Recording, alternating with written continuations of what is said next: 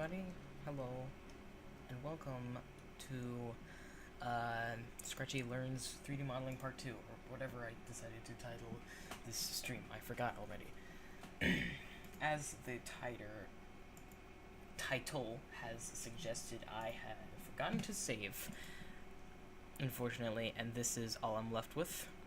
My donut. Just for fun, and I'm going to see if I can reconstruct what I did from parts 3 to 5 on my own.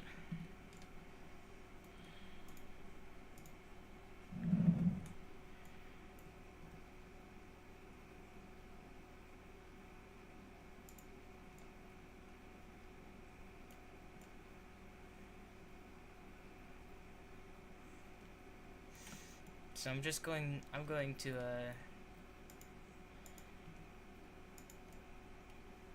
gonna have a look at my donut. It's a little bit flat on this side, so I'm gonna have to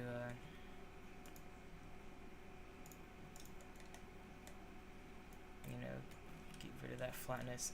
I think that's good. Hold on.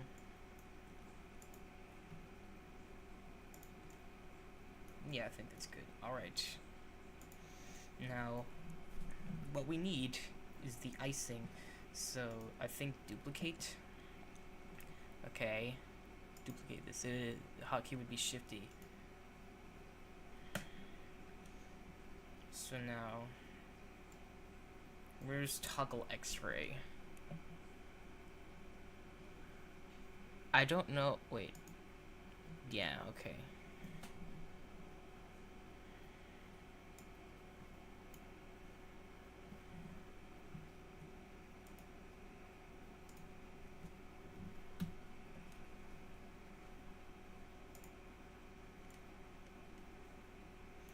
Now, what he did, I think he went to modifiers.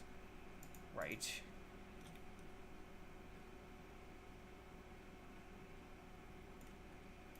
Let's untoggle X-ray. He went to modifiers and then he added is it generate solidify. Okay, that's the wrong direction.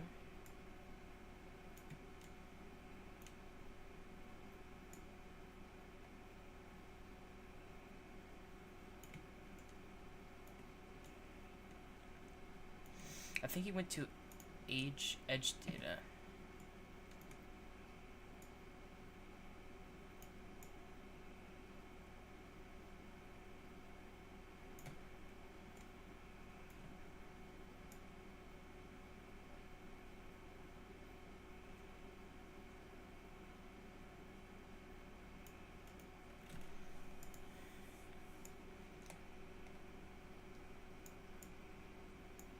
What was this again?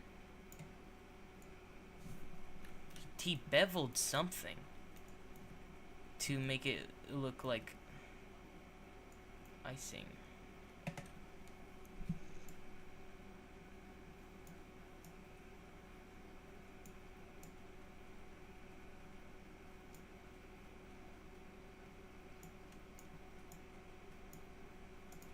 Did he not?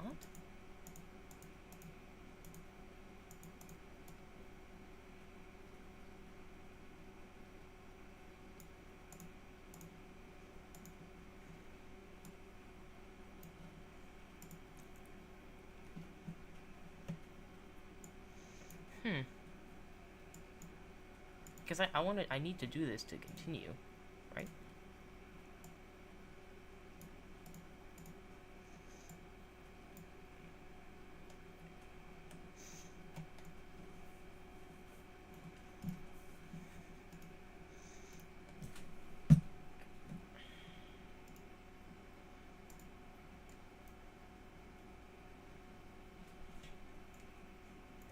Yeah, he beveled it.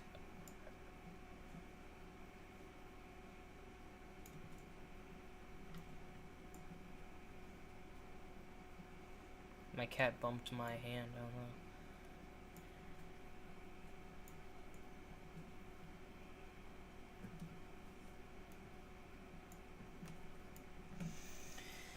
know. Sushi, what are you doing?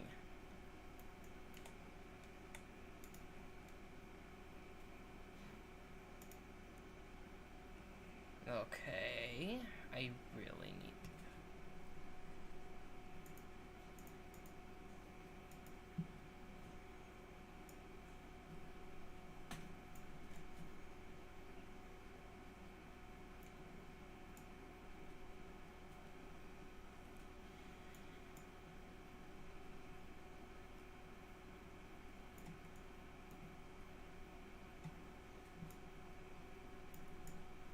I see nothing changing.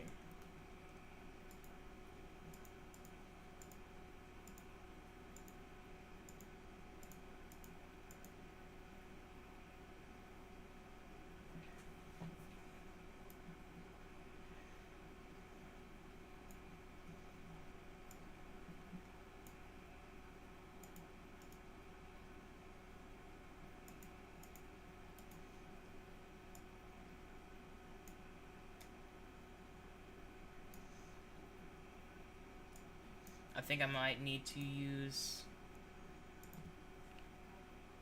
the video just to figure out how to bevel it.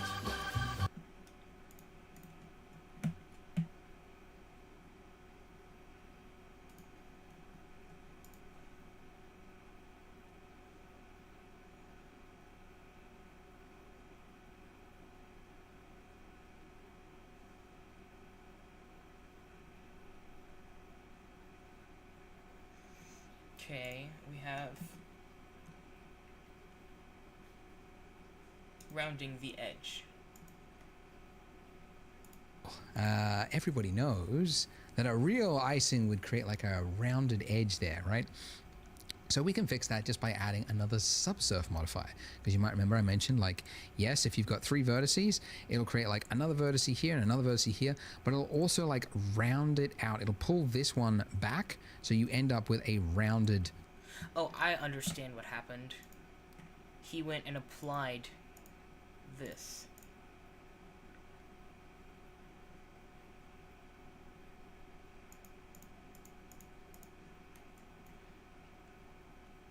Oh, okay, okay. And then...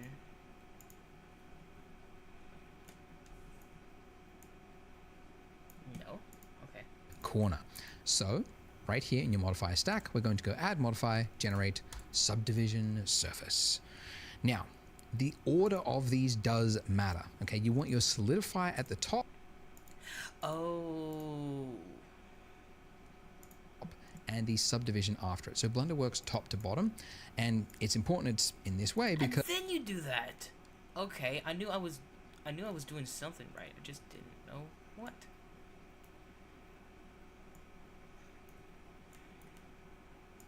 Okay, okay. I get it now.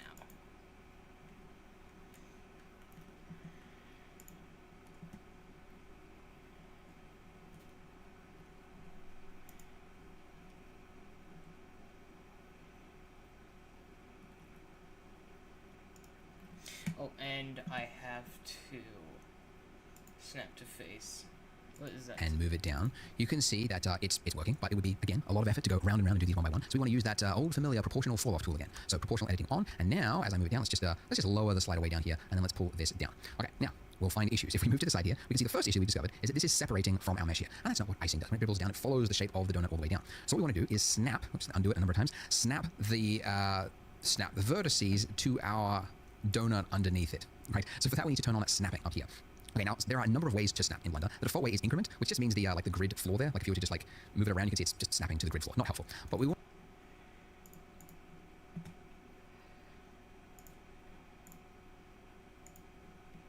to snap it to the face. And now with face snapping enabled, if we move this down,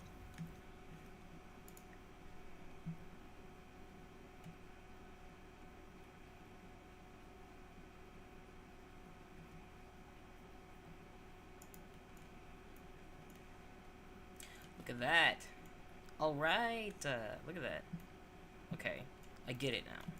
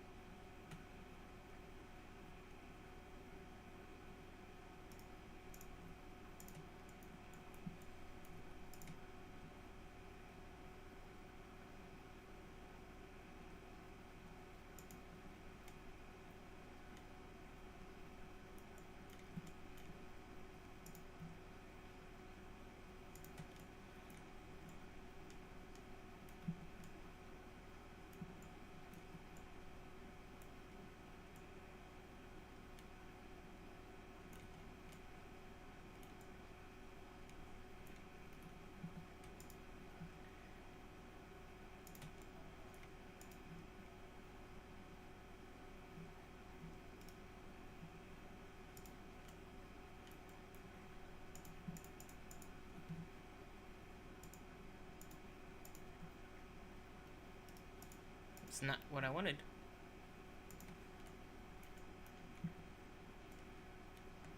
Oh, that looks like a donut icing.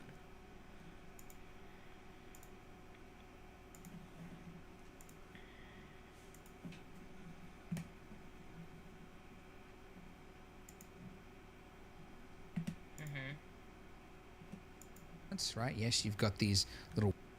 Yeah, and then extrusion. Let's go ahead and shade this flat again. I mean, smooth.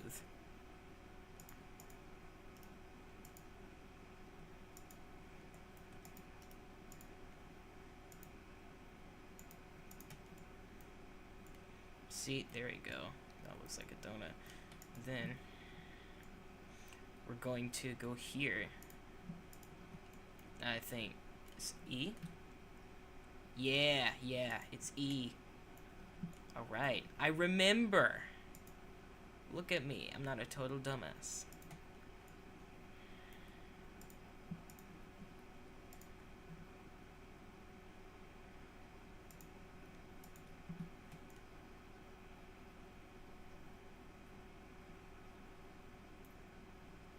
Okay, I might be a total dumbass. What? That looks kind of bad. Wavy bits, but where the icing is really liquidy, it'll often break off from this wave here and it'll create a tray. When you tap E, it's simply doing this form here. Now, it's hard to see it, but if I just switch to wireframe, you can see what it's doing. So it's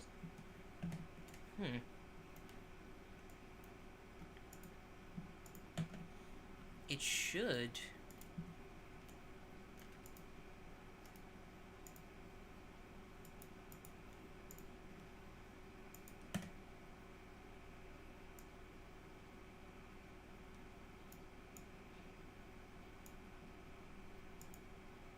Oh, I just wasn't seeing it. Okay.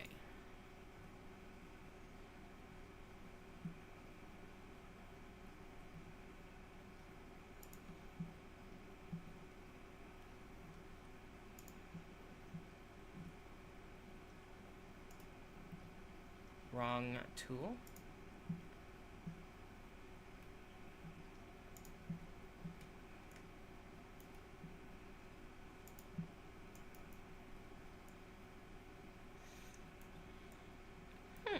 Okay. This is really fun. I'm really liking this. I'm enjoying it a lot more than I did last time, and I think that's really cool.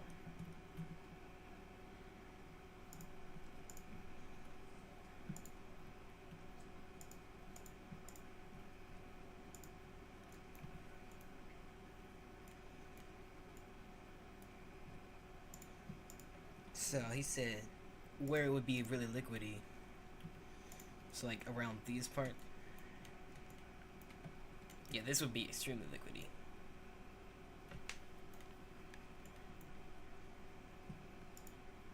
He wants to do real comedy and it. Oh, what did I?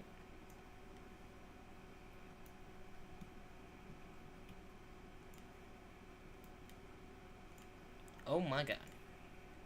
What did I do on accident?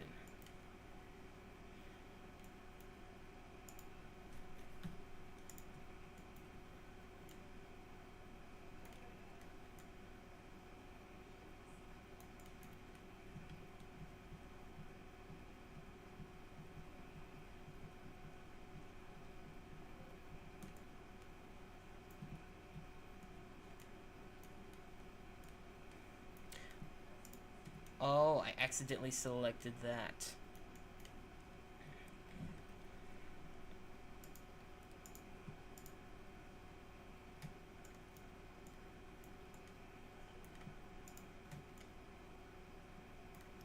How do I disable that again?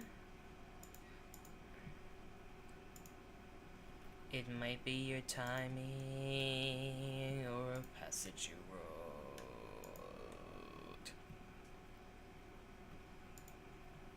It's the phone with appeal.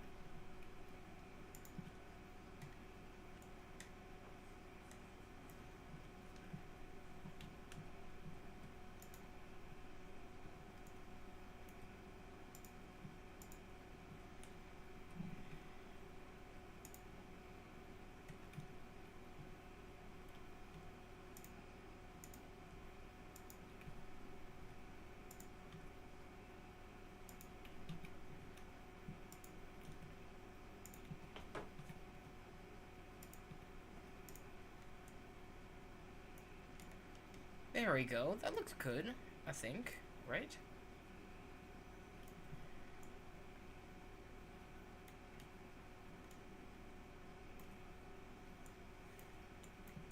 This is Alt-Shift, right? Or Alt-Click? Yeah. It might be your timing or a passage you wrote.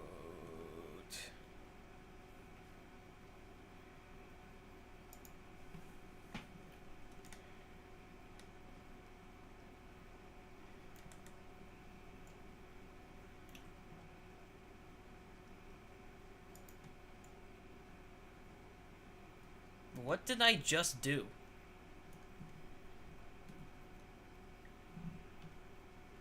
Oh, I pressed F instead of G.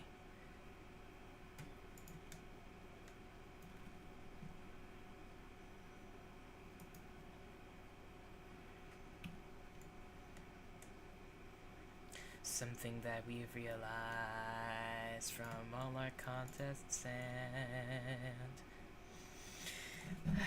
I really wish I knew the lyrics to the barbershop cliche.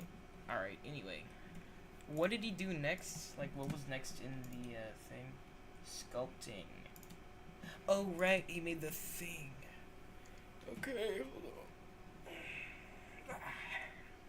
Stretch. Sculpting.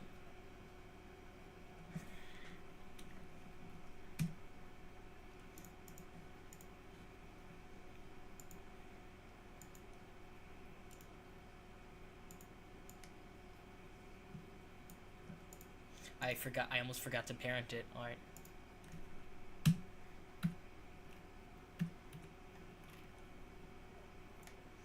We need a mask.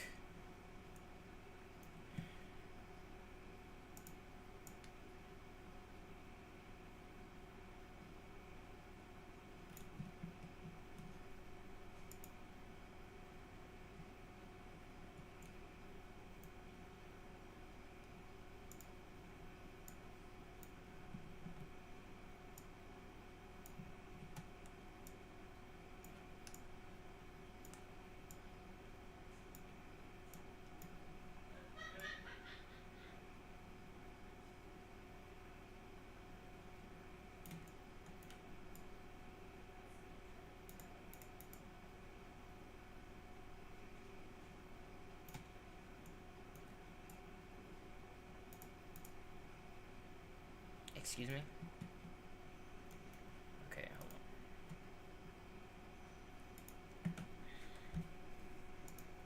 hold on. Oh, right. I need to apply this. Oof. Ah, that's making it better.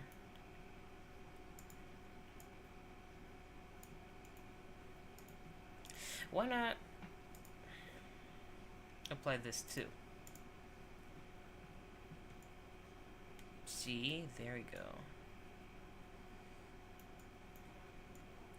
I said it's not funny.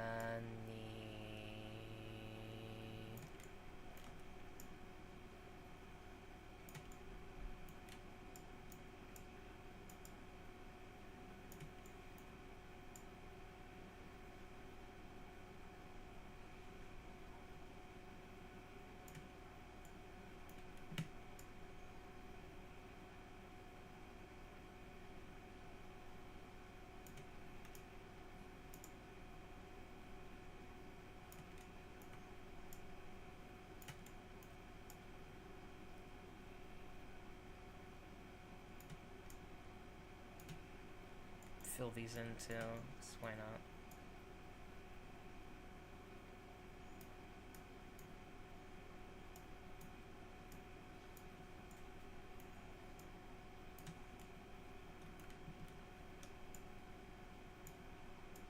Mama just killed a man, put my gun up to his head, pulled my trigger, now he's dead. Mama, life had just begun, but now I've gone and thrown it all away. Mama,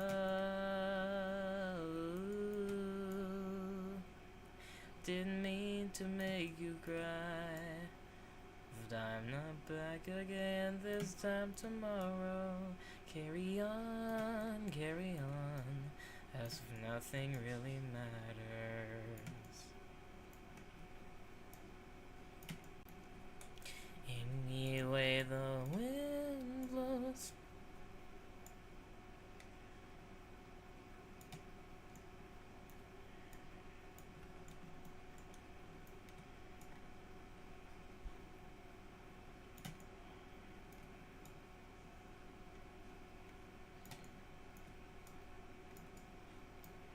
Just need to clean it up. Yeah, definitely don't want that there. Or that. Okay, now what did he do to Inverge? That, the mask.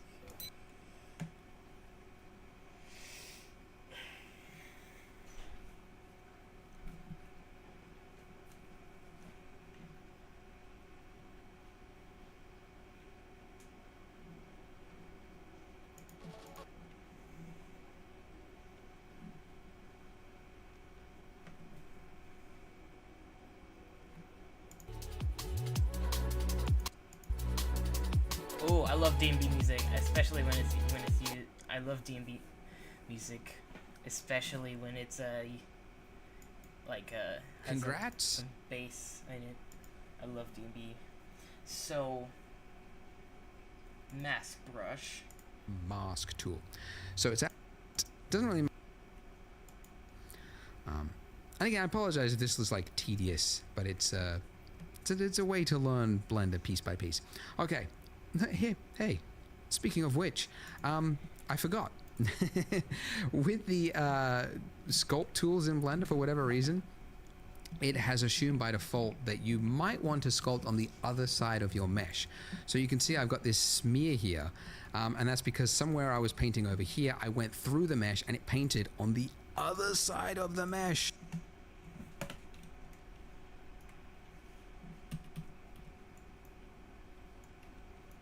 Oh my. Okay, we gotta definitely clean that up.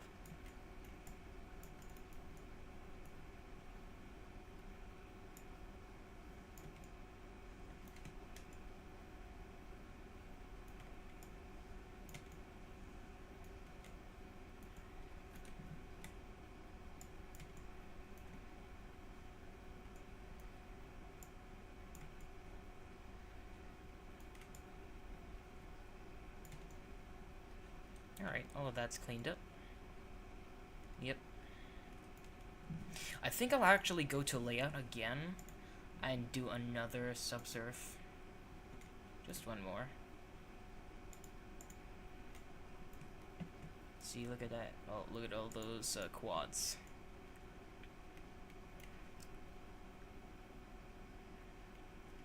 That's a pretty dense.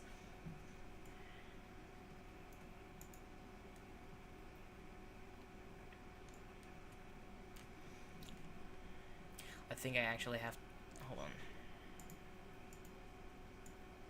I would like to clear mask. How do I clear mask? I need to retry.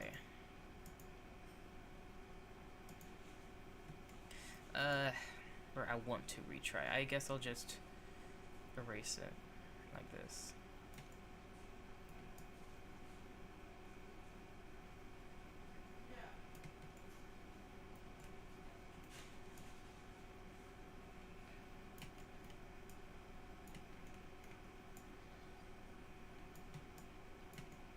Why does my icing look metallic?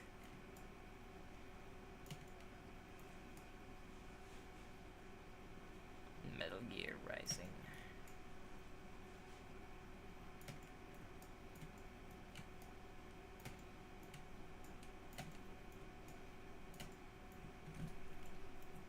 Alright. Now I can mask again. And I'll make it like a decently big mask.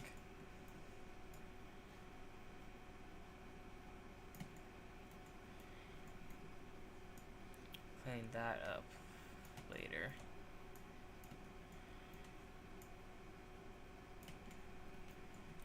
I think that's a bit too much.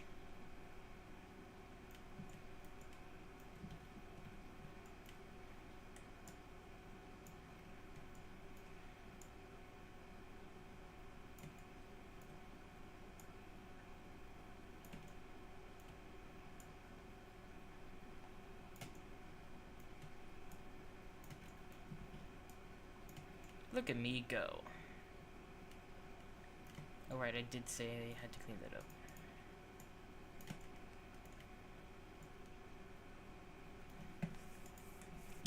Over there. Very annoying. Paint. It shouldn't happen like on the opposite side of the same mesh. Anyways, it should happen less. And only mode. Pull you in and out of that state. Anyway, so now with the mask brush. So, there is a tool. Oh, he already inverted the mask? And then, obviously, if we went to the inflate brush and then we just painted, like, yes, we're only now. And then, by just hitting Control I, same Control I. hotkey as Photoshop, etc. And then, obviously, if we went to the inflate brush and then we just painted. I think that might be a bit too much.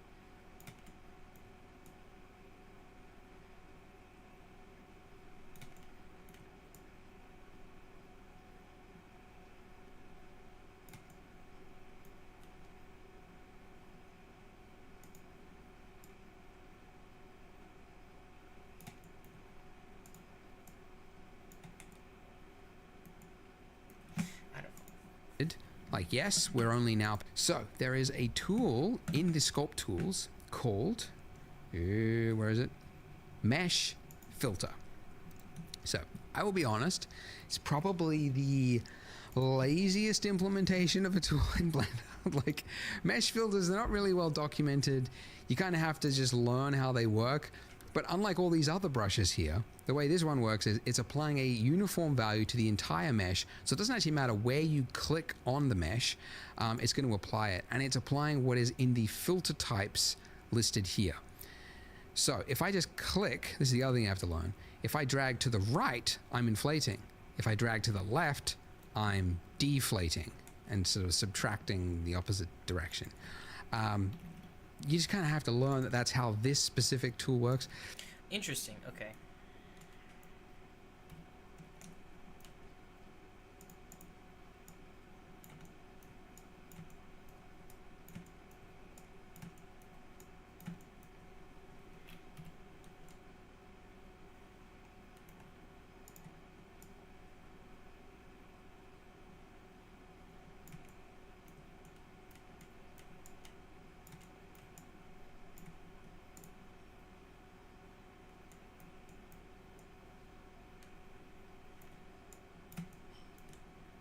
Alright, look at that. Alright. So, now we go to mesh. Then...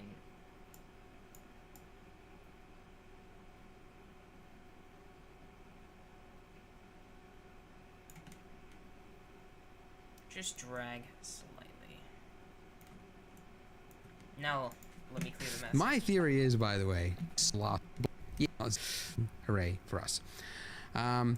I might also, I'm going to set the strength of this to 0.1, and that just means that as I move the cursor, it's applying less of a value for the movement, so I can use smaller movements. The other thing, though, is this is a little like, it almost looks, if we go into object mode, it looks like a tube almost around the edge of it. It's not very nice. It basically, the edge that we've got here is too hard, so we can smooth out that edge by using mask, smooth, mask. Okay.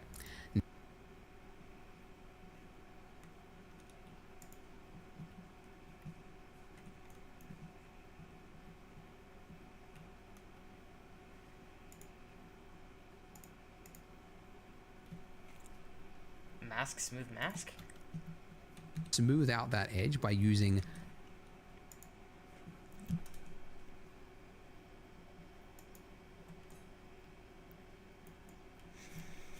Oh, alright.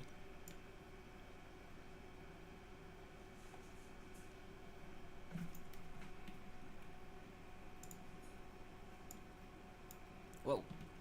That's not what I wanted to do. Insert sniper rifle sound effect.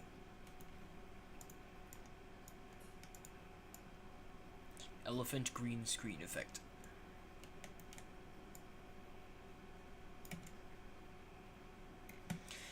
It's not. I said it's not funny.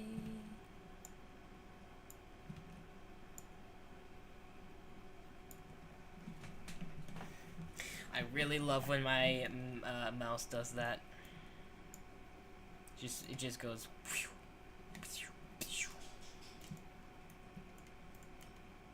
I don't love when my mouse does that.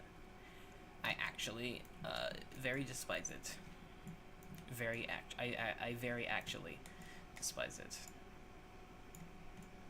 Okay, mesh filter. What's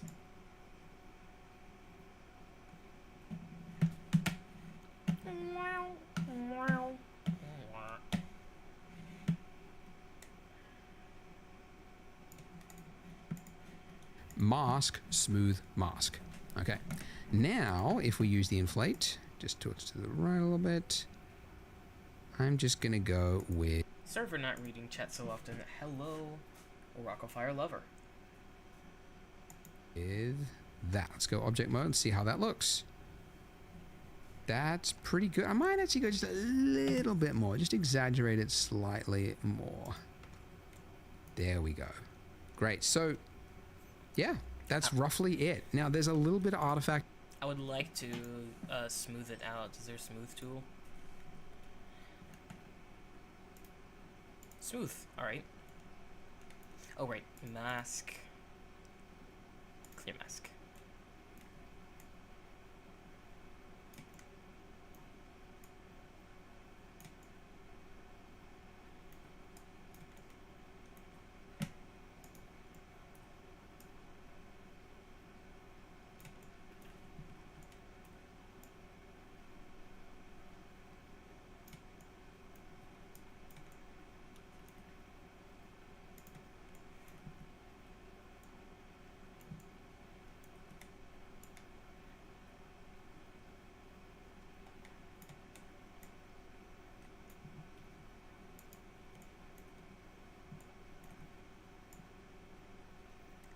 But then there's plagiarism. You can steal whatever content you want. Weed.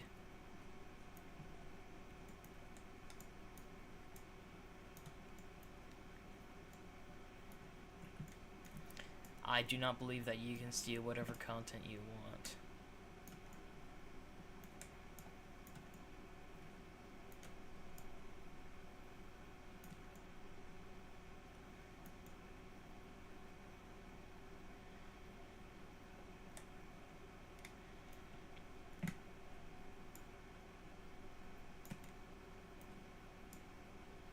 So you know how the icing is like thinner in like certain places on the donut? I want to like do that.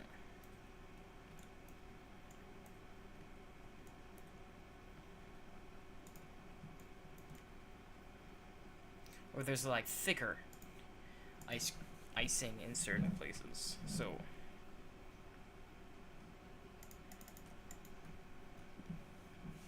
what tool would do that?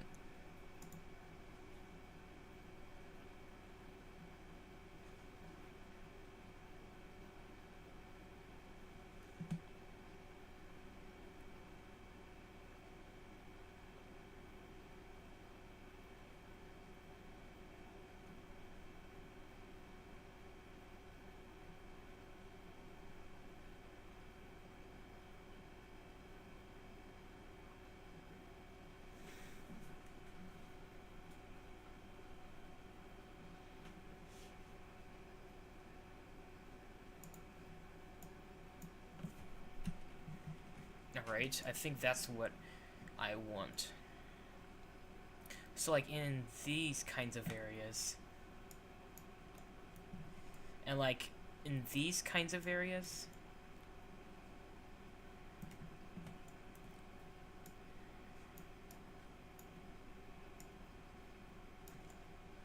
it would kind of have thicker icing, so I just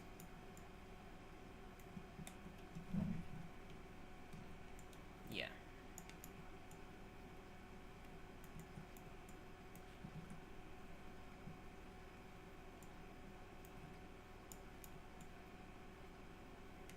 Yeah, in this area, it would have thicker icing because the icing would be like, it would be going down here.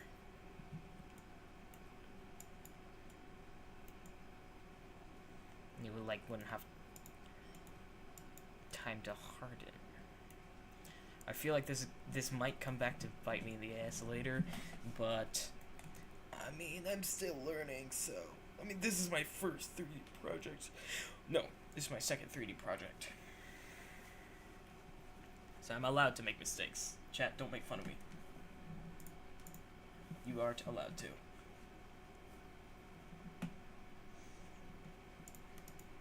Acting there, because the way the mask works is it's kind of that feathering thing. It's not very exact, and it's kind of got some values in between it. So we can smooth that out in sculpt mode by first of all just clearing the mask, and then using the smooth tool. By default, it's too high, so just turn it down. And I'm just going to smooth that edge, and that'll just sort of clear up some of this artifacting. It's a little too high. For whatever reason, the smooth tool, which also you can access at any point when you're in sculpt mode just by holding down shift, and it'll temporarily invoke the smooth tool, and it'll use the value that is on the smooth tool. So you'll be in this mode, and then you hold down shift, and it'll actually not use this value, but the value that's on the smooth tool. Again, ZBrush is the competitor, so some things are a little weird here. Anyways, so it's a little too high. Just turn it down, and now I've got a nice value. And I'm just smoothing this out just to clear up some of the artifacting all the way around the mesh. Ba-doop, boop, boop. And that's it. Lovely. Hey, if you've made it this far, 3D is in the cards. It's for you. Thank you. Because we've done some fairly complex things. So if you're a beginner and you're just getting started in Blender, congrats. Because thank you. Now I want to do the whole shading thing on my own, because where we finished at the end of the this Yes, I think I will try make an attempt to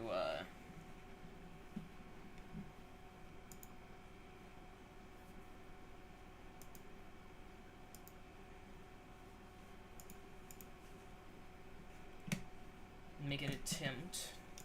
This is where we finished at the end of the last. Yeah. All right. I see. Okay, so here the torus material. No.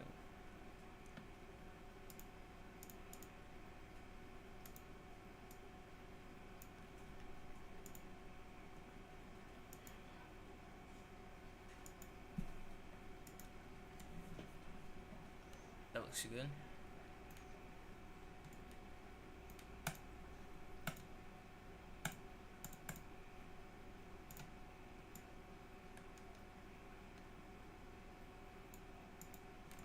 Man, look at that. It looks like gumball flavor. No, that's strawberry. What am I talking about? All right. Okay, so we want, I think, a table to put this on. So Shift A, mesh plane. Just scale it up.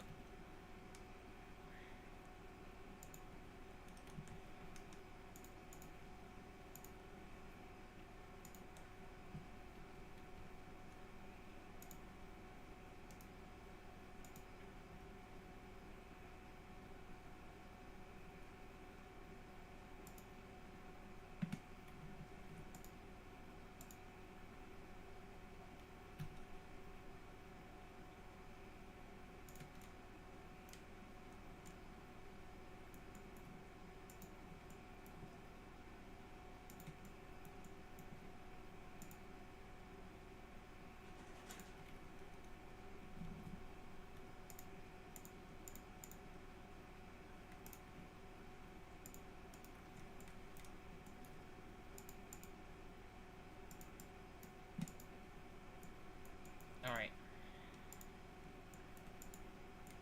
I want to move the donut. Alright, I need to name the donut. Donute. Ice, Ikekin. I need to save, right? Save. Donute.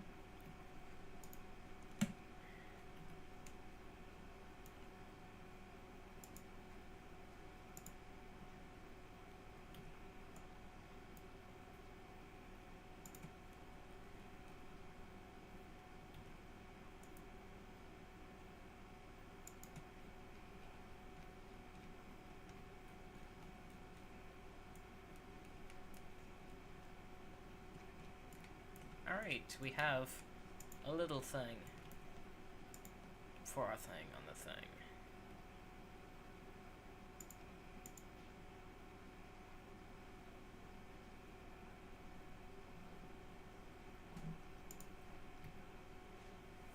Let's make it a little bigger. There we go. Alright, now we want to visit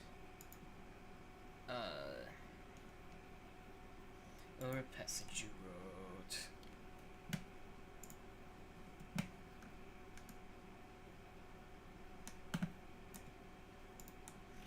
I'm gonna go to, what was it again? Polygon.com.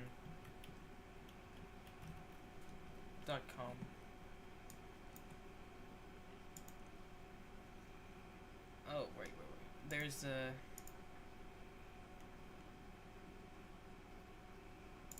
the link to the Polygon thing right here.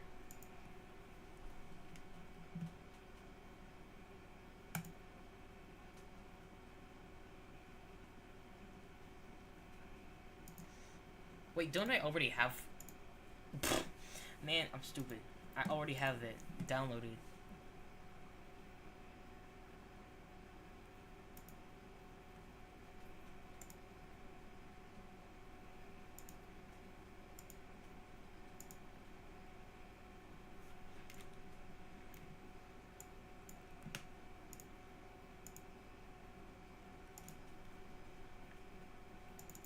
See, there it is.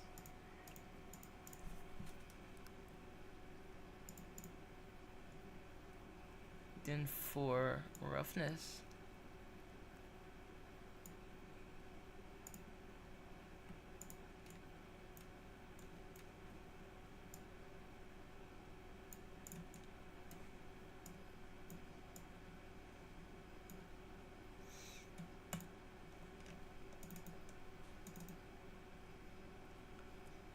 Roughness.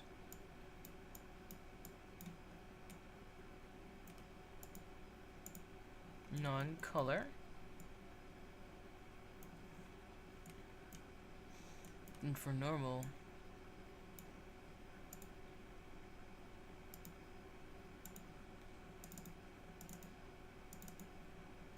Normal. And then non-color.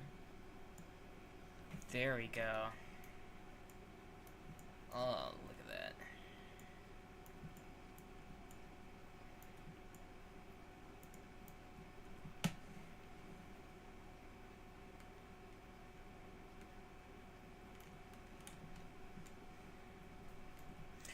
View, align view to cursor. Alright. Our passenger road.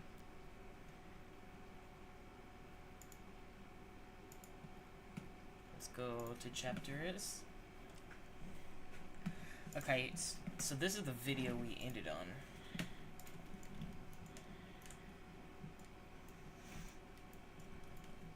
So after that, I think we want to go back to the Donute. You see, then texture, image texture, new image, color.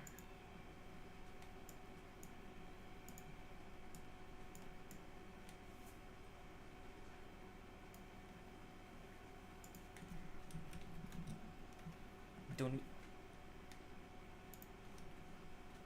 Wait, didn't we? Oh, wait. Didn't. Actually, no.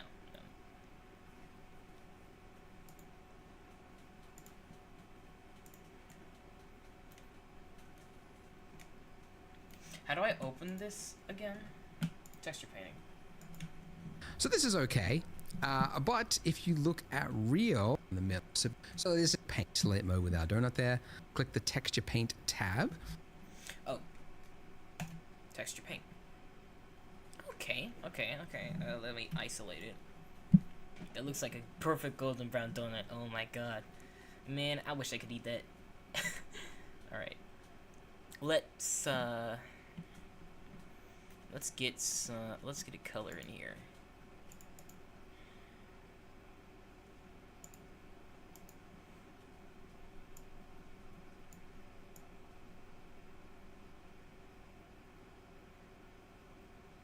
Just gonna bring it a little more towards white like he does.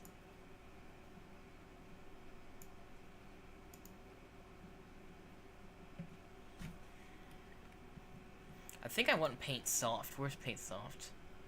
There it is.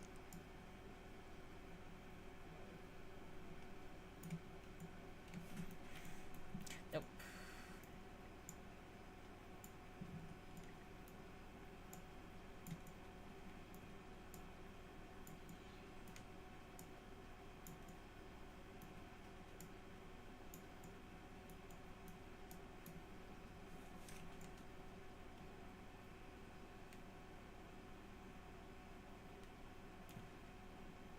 Boom. Boom, boom, boom, boom, boom, boom, boom, boom, boom.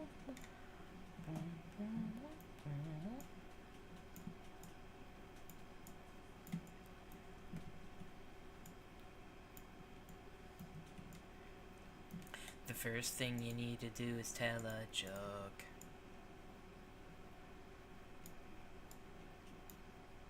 It's the phone with appeal.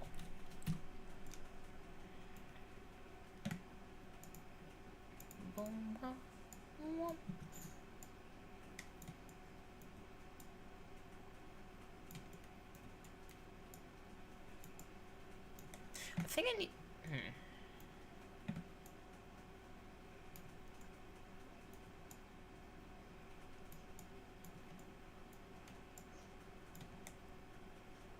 I think that's good.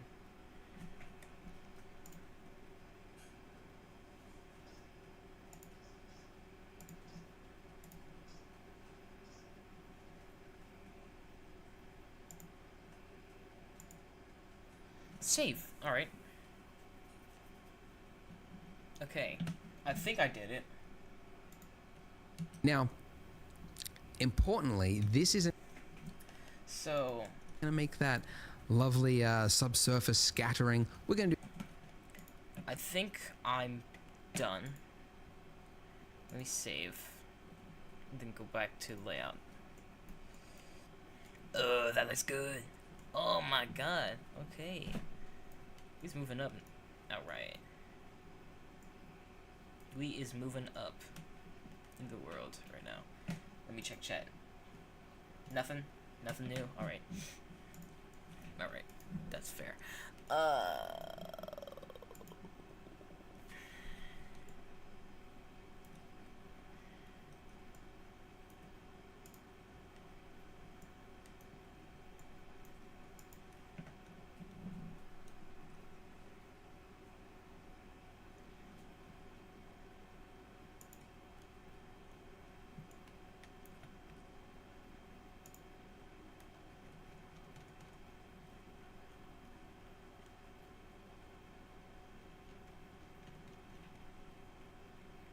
Alright.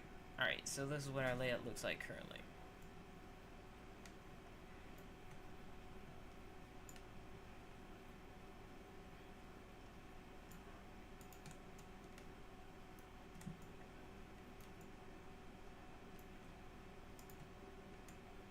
So, let's go to the next video. Yeah. Yeah.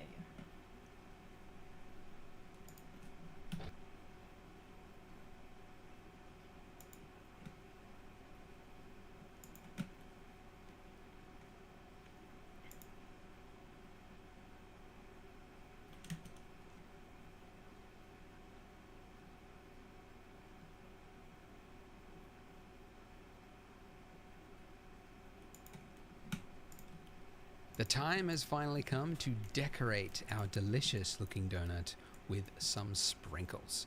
So the feature we need for that is called geometry nodes, and you can access it by going to the top of your screen. If you don't see it, just middle mouse drag across and you'll see the tab geometry nodes.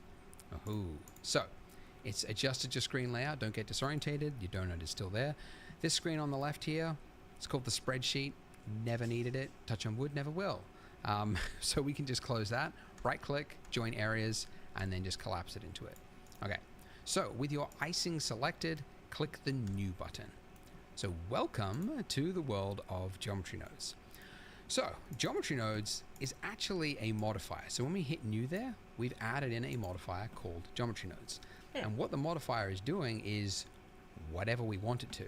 Okay, so what this section down here is, this is a node-based system, and it looks familiar, right? You got boxes with little lines, and it's the exact same type of system that was used in our materials, right? But it's a completely different system. Okay, so the same nodes will not be referenced between the completely different systems. So the way this works is our mesh that we've got here of our icing is what is being represented on the left-hand side with your input.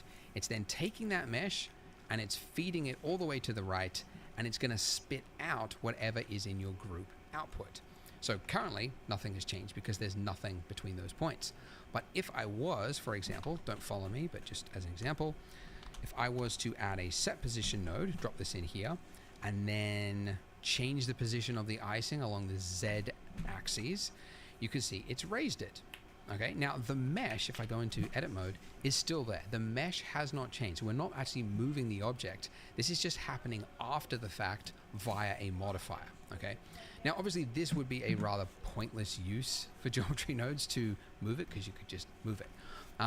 But as an example, let's say, I don't know, you had a scene where lots of objects, some of them are raised, some of them are not, and you wanted to quickly change them.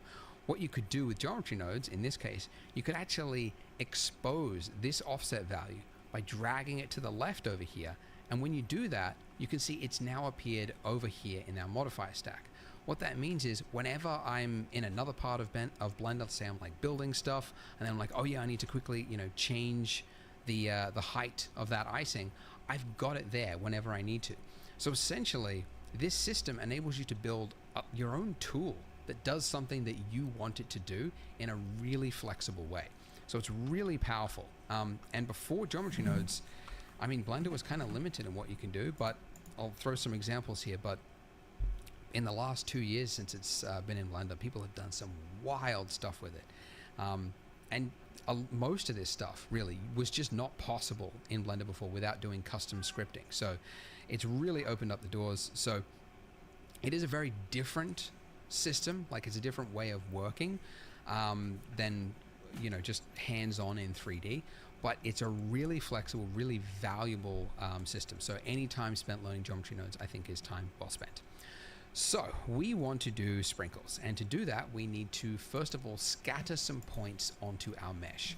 So to do that, hit Shift A for add, and then we're looking for point, distribute points on faces. Okay, and then it's just going to put you in a placement state, and if you just mouse over that line there till it lights up, if you click, it's going to automatically connect it for you. And now you can see we've got points on our icing and a density value. Great. But you might notice the icing has actually disappeared. Ooh. Now the reason for that is we've told it, okay, take that icing object and convert it into points, and then just give us the points back. Okay, so what we need to do is say, yes, we want the points, but we also want the original mesh. So we can do that by adding in a node that you use all the time, which is Shift A, Geometry, Join Geometry. So you'll find this node in probably any geometry nodes tutorial. Very versatile. So drop it in here after the points, and you'll notice this input here is a different shape. So normally inputs are circles or triangles or whatnot. This one is a long and elongated shape to signify that it can accept multiple inputs. So unlike these where you can only accept one, this can accept many. So what we need to do is take the output of our original mesh and then feed it over to here. And now we have both the original mesh and we have our points, and they're being combined together and then put into our output. Okay, very cool, awesome.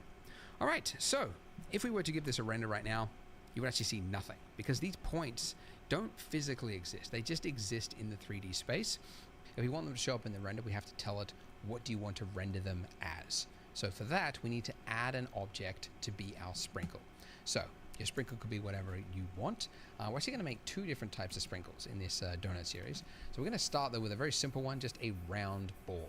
So just like you would add another object normally, Shift A, and then go Mesh, and then go UV Sphere. Now, this sphere is going to be referenced for every single sprinkle. Okay, so we want to go as low res as we can get away with. So I'm going to go with 12 segments and then 8 rings. If you're on a really slow computer and you think this is really going to suffer later on, you could go even lower, but I don't want to go too low because otherwise we're going to see that jagged edge because it's a rounded form. So I don't want to go too much lower than that. But I do want to adjust the scale because obviously this needs to be a tiny little sprinkle. So let's go 0.01. Okay, awesome. All right, now with our icing selected again, you'll notice, by the way, that if you click another object, you don't see your nodes because it's only going to show you the active object's geometry nodes. So if you want the nodes to just be there no matter what, if you click the pin button there, that means no matter what is selected, it's only going to be showing you this object's, the one that we pinned, geometry nodes. Okay, all right, so to reference, we need to reference that little sphere that we've just created in our geometry node system.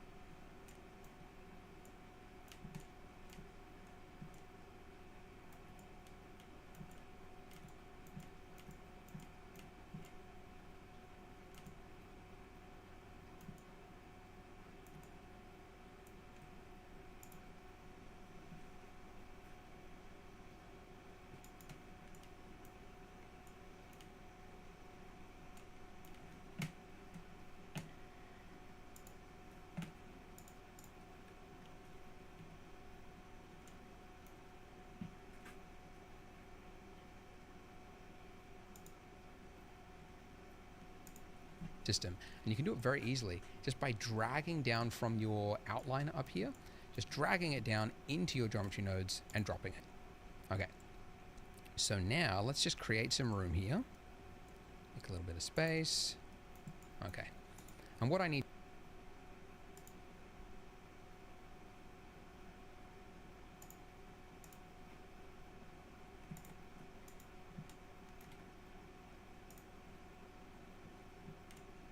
Object info. Let's see.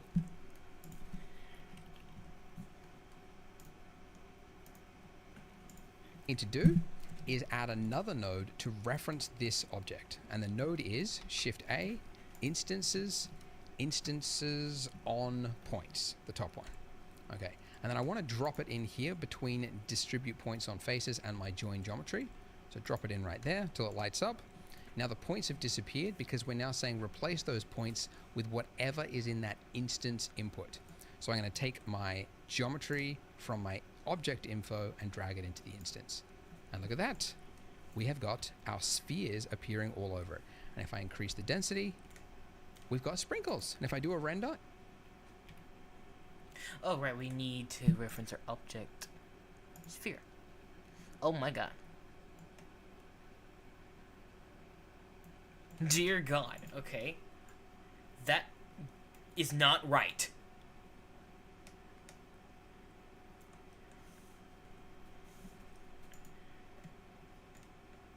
Why is it so large? Why is my what?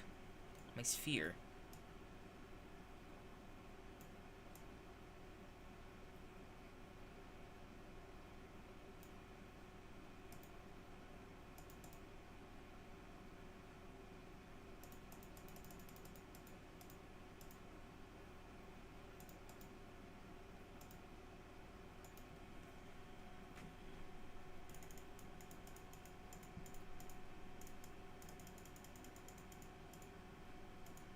Okay, I want to know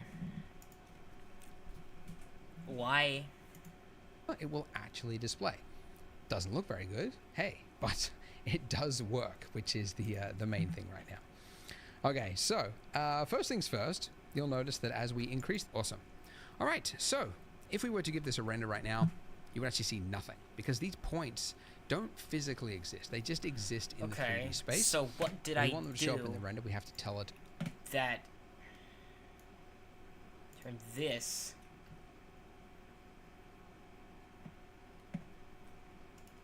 into this. Like, okay.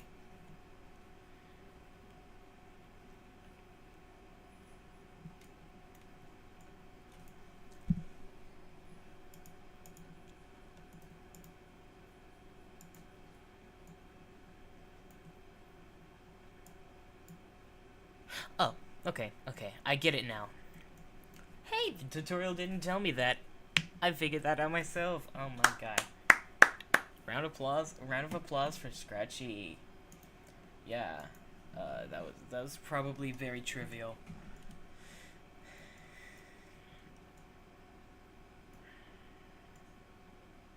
Okay, man,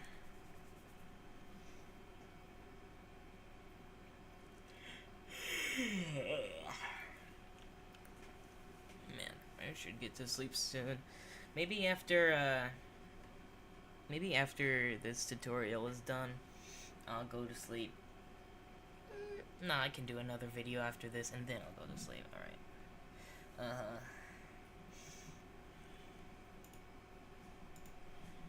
what do you want to render them as. So for that, we need to add an object to be our sprinkle. So your sprinkle first things first, you'll notice that as we increase the density, first problem is that they're crowding each other. They are straight up overlapping each other with no respect for its fellow sprinkle, right?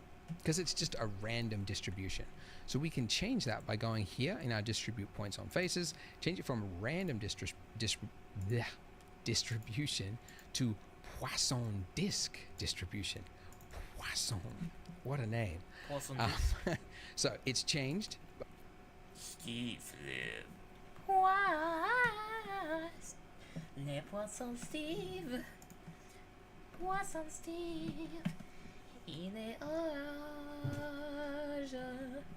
Il a des bras et des jambes.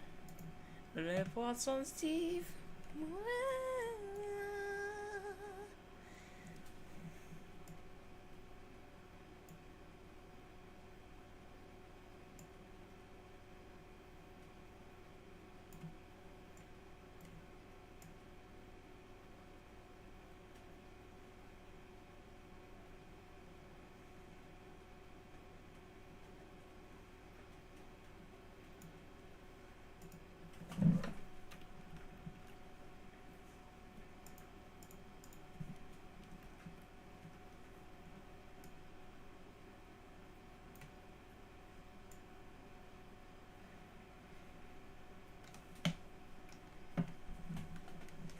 Me searching for seed I like.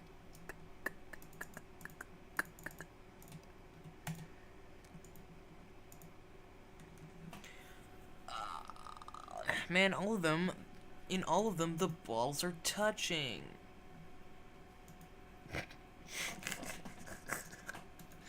I'm sorry, I had to. That was a very bad joke. Bad Scratchy. No. Okay.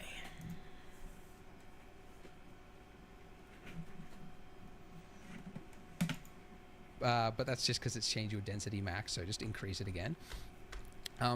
With this Poisson disk distribution, you get this extra value here, distance min. So now if we can set a low value, we can start to delete. It's almost like each one of those points now is going to have a little radius around it. And if it detects a point within that radius, it's going to delete it. So we just need to increase it slowly, very, very slowly, until we can't see them intersecting anymore. To about there, honestly. If you go too high, like if you really wanted to make sure they weren't touching, you go really high, but it starts to look like too evenly spaced, you know? Like, yeah, it's not actually registering the other objects. It's like, it's just doing this little radius thing, which just happens to be perfect for a ball-shaped object, but it's not like an advanced, like it's going to try to fill in all the gaps for you. So yeah, you just kind of, I usually set it to like a little bit of clipping is okay, but I don't want there to be too much. But let's go, yeah, something, I don't know, something like that. We'll actually adjust this later on. I'm just doing it just for this point. All right, a much bigger problem, if I hit Control Tab to go full screen here, if I look at my mesh, I've got sprinkles everywhere. And in fact, I've actually got sprinkles underneath the icing. And that's not good, because it's actually going to put that in the render. Even though you won't see it, your computer is going to use resources to render little individual balls underneath the icing, which is not what we want, obviously. So, going back here, what we need to do to fix this is we need to do weight painting, okay? It's not texture painting, it's a special thing called weight painting. So with your icing selected, if you go from your object mode, you'll see one there called weight paint. Now, your mesh will become blue, and weight paint is actually referenced in multiple parts of Blender. Like if you're doing rigging and animation, you would use weight painting a lot during the rigging step to assign values to certain bones. Essentially what it's doing is it's allowing you to paint a value between 0 and 1 onto any part of the mesh, and then reference that however you want. So we can then reference that weight paint mask in our geometry nodes and use this almost as, well, exactly as a mask for our sprinkles. So if we just do some paint right here on it, you'll see that we have some colors, right? Now these colors aren't going to appear in the render. It's just for you to visualize those values. The blue value means a value of 0, and the red value is a 0 of 1. I believe actually in maybe not the next version of Blender, but maybe the version, I don't know, but they're planning to change the colors of this. So depending on the value, on how late watching this you are, your colors might be different here, but it should be the same. Essentially, you should have a brush of 1, and you should be able to paint from 0, which would give a blue value in this case, to a value of 1. So whatever is 1, whatever is red, is where our sprinkles will go. But you'll notice that this is not having any effect. Okay, so we need to reference it. Now, that weight paint that we just did is actually, if we go to our data tab here, it's actually a vertex group. Okay, so that's where that paint went. So you could actually create multiple weight paint types just by like creating them here.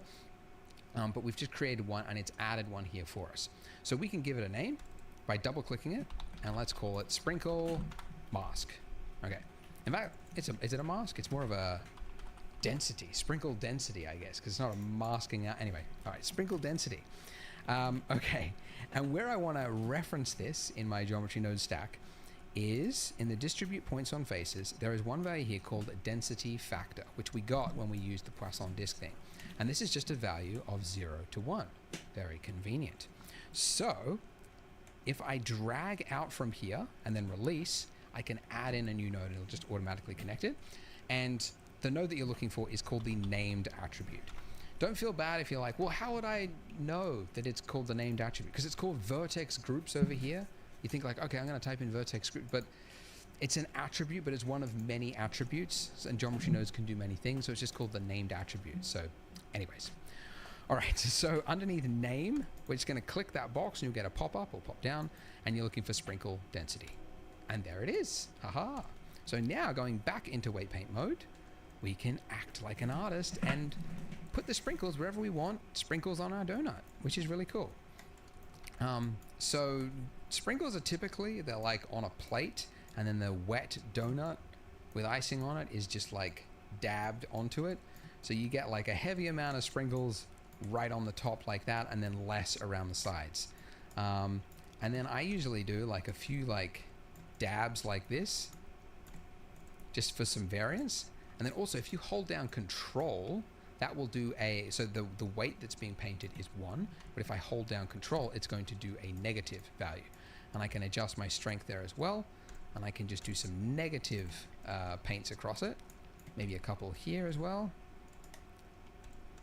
And I'm trying to deliberately make it look choppy, because I find that if you make it look too like uniform, then it just looks very boring and artificial. Because the real world would have more sprinkles collecting in certain areas than others, right? Maybe it's just like wetter on that part, right? So more would stick to it. Or more force was put on that part of the plate as the donut was dabbed into it, right? You just kind of have to think of this stuff, because in the digital world, it's far too easy to make something that looks predictable and boring, and we don't want that. But there we go, something like that. And you could obviously finesse it and make it better than what it is, but that's what we've got. You'll notice each of these spheres have a very jagged looking shape, and that's because the sphere itself down here, oh, I don't think I mentioned this. If you want to quickly zoom to an object without having to find it and pan around, number pad period key. Probably should have mentioned that before, but haven't really needed it because we have not worked with that many objects, but that'll focus to that object. If you're on a laptop, by the way, if you hold down the tilde key, that'll bring up this section here, and then you've got view selected right there. So tilde is that key underneath your escape key. But anyways, so this is what our sphere looks like. So right click, shade smooth, and now all those sprinkles have a shade smooth. Haha, very nice. All right, now let me just show you a quick little issue that you might run into. If you were to duplicate your donut and create 2, and then on the second donut you're like, hey, I want to have some spice in my scene. I don't want to have the exact same count of sprinkles across both donuts. Let's give a different value to this one over here. Well, you can see that they are now sharing the same value, because this node group here is being linked across both objects. But if you wanted, I mean, you could make it its own single object so that they're not linked.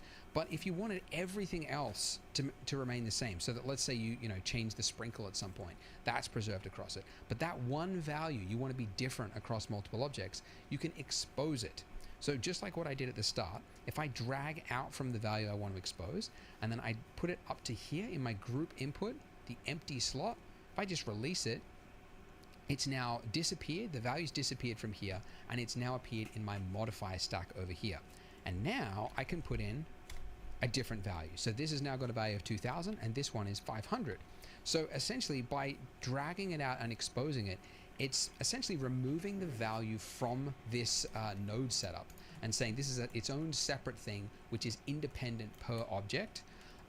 And it has a two birds, one stone kind of effect that it makes it more accessible. So in a completely different part of Blender, I'm working on my scene and I'm just very quickly giving different sprinkle amounts to different donuts, right? Like a madman, right? No one can stop me. But yeah, very cool.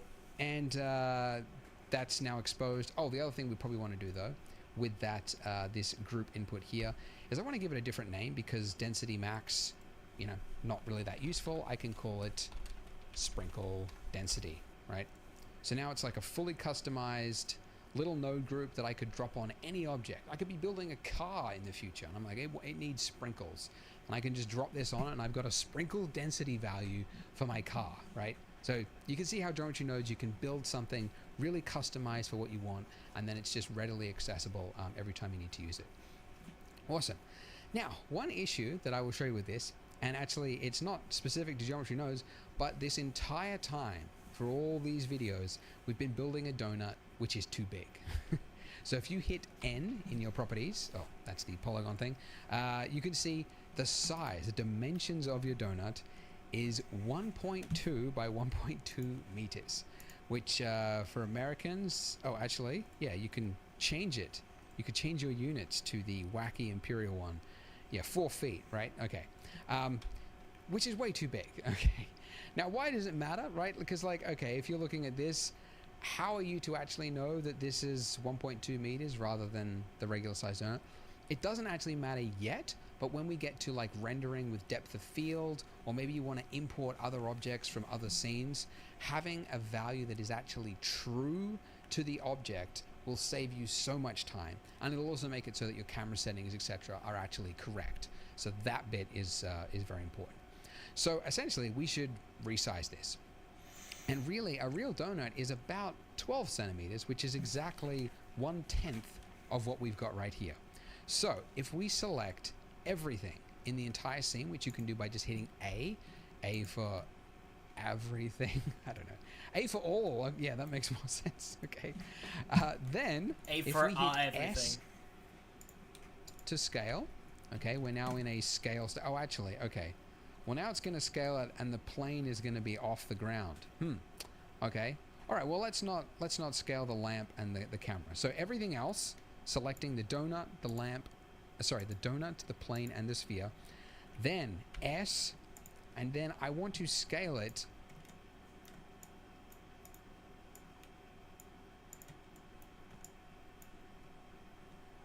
by exactly 10%. Now, how could I do that? Well, if you look in the top left-hand corner, you've got the values there. And if I went to 0.1, then it would be exactly 1/10 of what it was. But how can I get it exactly at 0.1?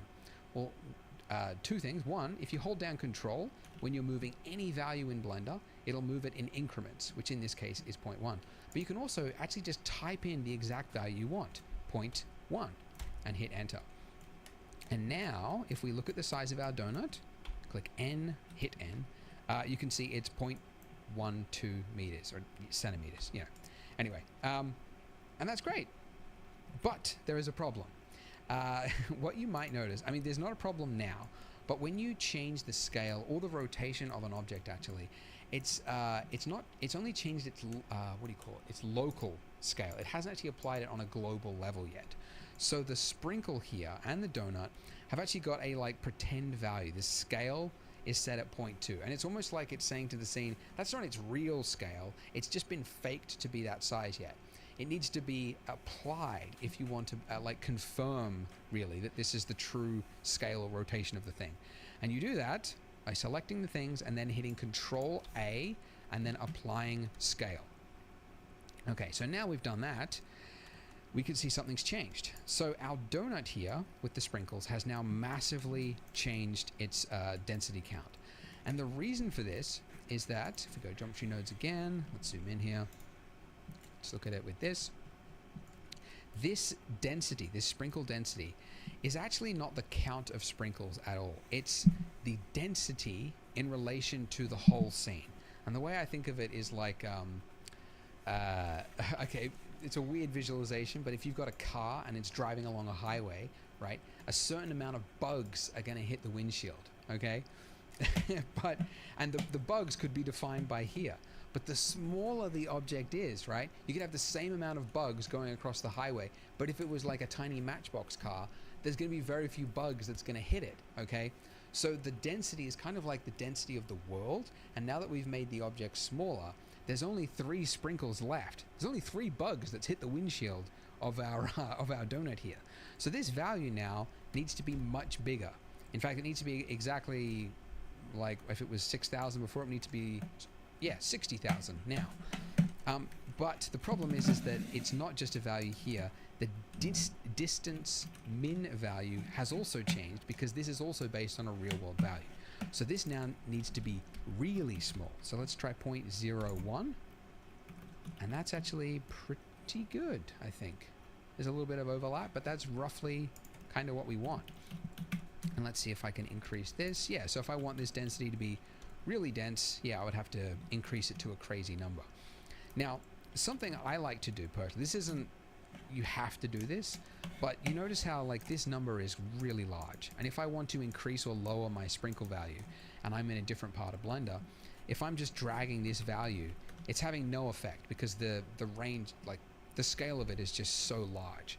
So what I actually do is I set it to a value that I think makes sense, which in this case is 200. And then whatever the value was before, it was 200,000, right? I do a math value inside of my geometry node setup between here and here. I do a math calculation to multiply that by the value that it needs to be, almost as like a scale adjustment. So you can do it with just one node, Shift A, Utilities, Math, and just drop it in here. Now the math, I said I want to multiply it, so I need to change it from add to a multiply. And math is the most versatile of any node. You can do all sorts of stuff, but multiply. So multiply, and it was 200,000 before, so if I want this value 200, then I just add 1,000. Yes, that's correct. Okay. So now I can very quickly change the scale of the sprinkles across the donut without having to like manually type in the value. I can just move it back and forth. And there you go. So that's it. So we've changed the scale of it to what it should be. We've got a correct we've got a correct sprinkle setup, looking good. In the next part, we are going to be adding long sprinkles to our donuts because this round one is okay. And I originally was just going to go round to try and keep it simple, but there's also, I don't know, the long sprinkles just look way nicer. But you do have to do some different rotation math and stuff, so we're going to do that in a whole second video. So click here on the screen to learn all about that and random colors. So I will see you in that part.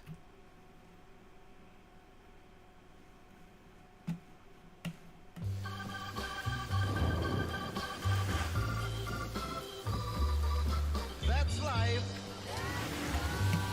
That's what. We've got round sprinkles. Why not long sprinkles? It'll be more interesting and it'll enable us to learn some new techniques about Blender, which is what this whole series is about. So first things first, we need to model those sprinkles. So let's move to the left here, and we want to add an object. We haven't mentioned it before, but when you add an object, it's going to put it at your 3D cursor, and your 3D cursor is that thing. That weird little thing, little crosshair at the bottom there, that's your 3D cursor. And yeah, I don't know, Blender has a 3D cursor, maybe other applications don't. It's going to put it there. And if you don't want it there, you can move that 3D cursor somewhere else by hitting Shift and right-clicking. And you can see it's now moved it and actually attached it to the plane, which is where we'd want it. If you don't have a mouse, do get a mouse. But in the interim, you can also use the cursor tool, and that'll do the same thing. All right, so we're adding long sprinkles. So obviously the object that we want to add is Shift A, Mesh. It's the cylinder. Okay, too big by default. So let's click this little thing, bring this up, change the radius all the way to its lowest and the depth all the way to its lowest as well. And the vertices, that's the like the resolution, right? Oh, we'll fix that in a sec. The resolution would be way too high at 32 to be scattered on an object. So let's set this to 12, and that'll be just enough that it won't look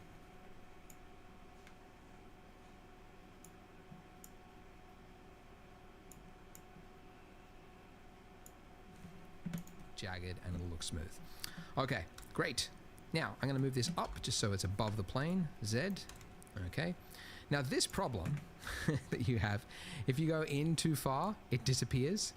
The reason for that is that Blender has a clipping start value. And because we're working at such a small scale, we've got sprinkle-sized things now, it's too small and it's clipping it out. So if you hit N and go to your View tab, the clip start value there, it's... There it is. 1 centimeter by default. Drag it all the way to the left and it's now a millimeter, and it will have fixed that. I don't know why it's not the default. Like, maybe somebody can tell me why is that not the default value. Maybe there's a reason, but to me that would make sense, because then you never have this problem. I don't know any disadvantages. So anyway, we've got the base of a sprinkle. Need to make it long, so tab into edit mode, S, scale it Z along the Z axis to elongate it, and now we've got the rough length of a sprinkle. But how long is a sprinkle? There's no actual answer to that. If you look at reference, they are all over the place. The government evidently never stepped in and said, like, we're going to regulate it. This is the length of a sprinkle. This is the size of a sprinkle. I mean, it's the Wild West out there. They're doing crazy things. So what that means as artists is we get to pick whatever is most visually pleasing. And I like the ones which are more readable. And to show you what I mean, if we pull up 2, right, this one on the left is like large sprinkles, right, very like bold, and then one on the right here is like long, thin, wispy ones that look like they get stuck in your teeth. And if we zoom out on this, and then zoom out on this, you can see that the ones on the right tend to kind of like, the colors and everything just kind of blur together and it just looks like a donut. Whereas the one on the left, the sprinkles are still readable. So that's what we mean by readable, and that's the one I like the most. So we're going to go with some larger looking long sprinkles, but you can see that the sizes, there's no standard size, because I think it's actually like it's from a piping bag, at least if you make them at home, but you can just pipe out icing, and then when it dries, you just smash it up and it becomes sprinkles. But yeah, they just come out at any odd size. So we got long ones, we got medium ones, we got short ones, and we've even got some curvy looking ones, right? These little like just slightly bent-ish looking ones. So we're going to model small, medium, large, and a bent-ish looking one, and then we're going to scatter that across the object. So back in Blender, this is going to be, yeah, this will be the short one, okay? But the end, speaking of which, this end bit here, it's a very sharp edge, and even if we hit shade smooth, it's not going to solve it. We want that like a rounded form to it, not this horrible blobby looking shape. Because the reference, again, you can see, oh, it's a different reference now, is a rounded shape. All right. So to create that rounded form, we're going to create a bevel, and so I want you to go into face select mode, okay, which you can do by that. So this is the faces, right? This is the edges, if you go to edge select mode, and then this is the face there.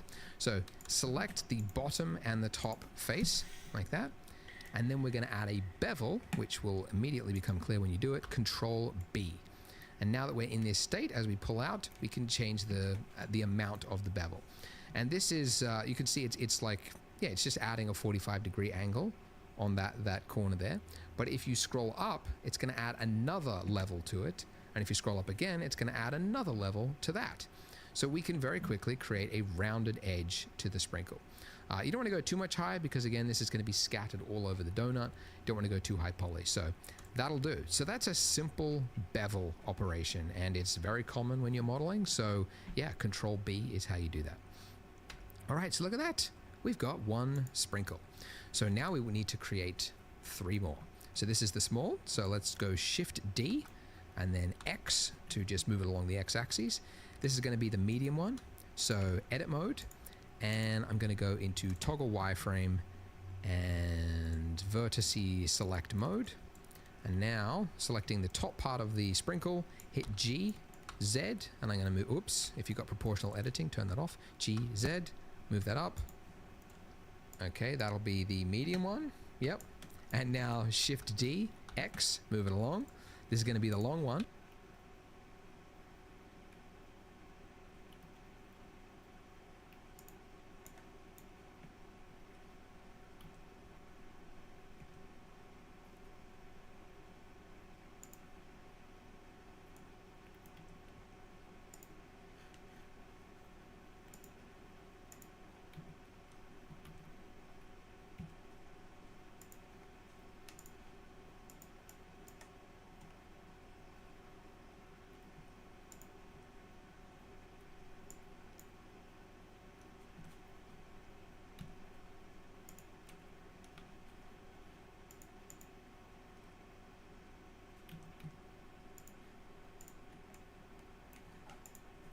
So edit mode, and again, G, Z, move it up.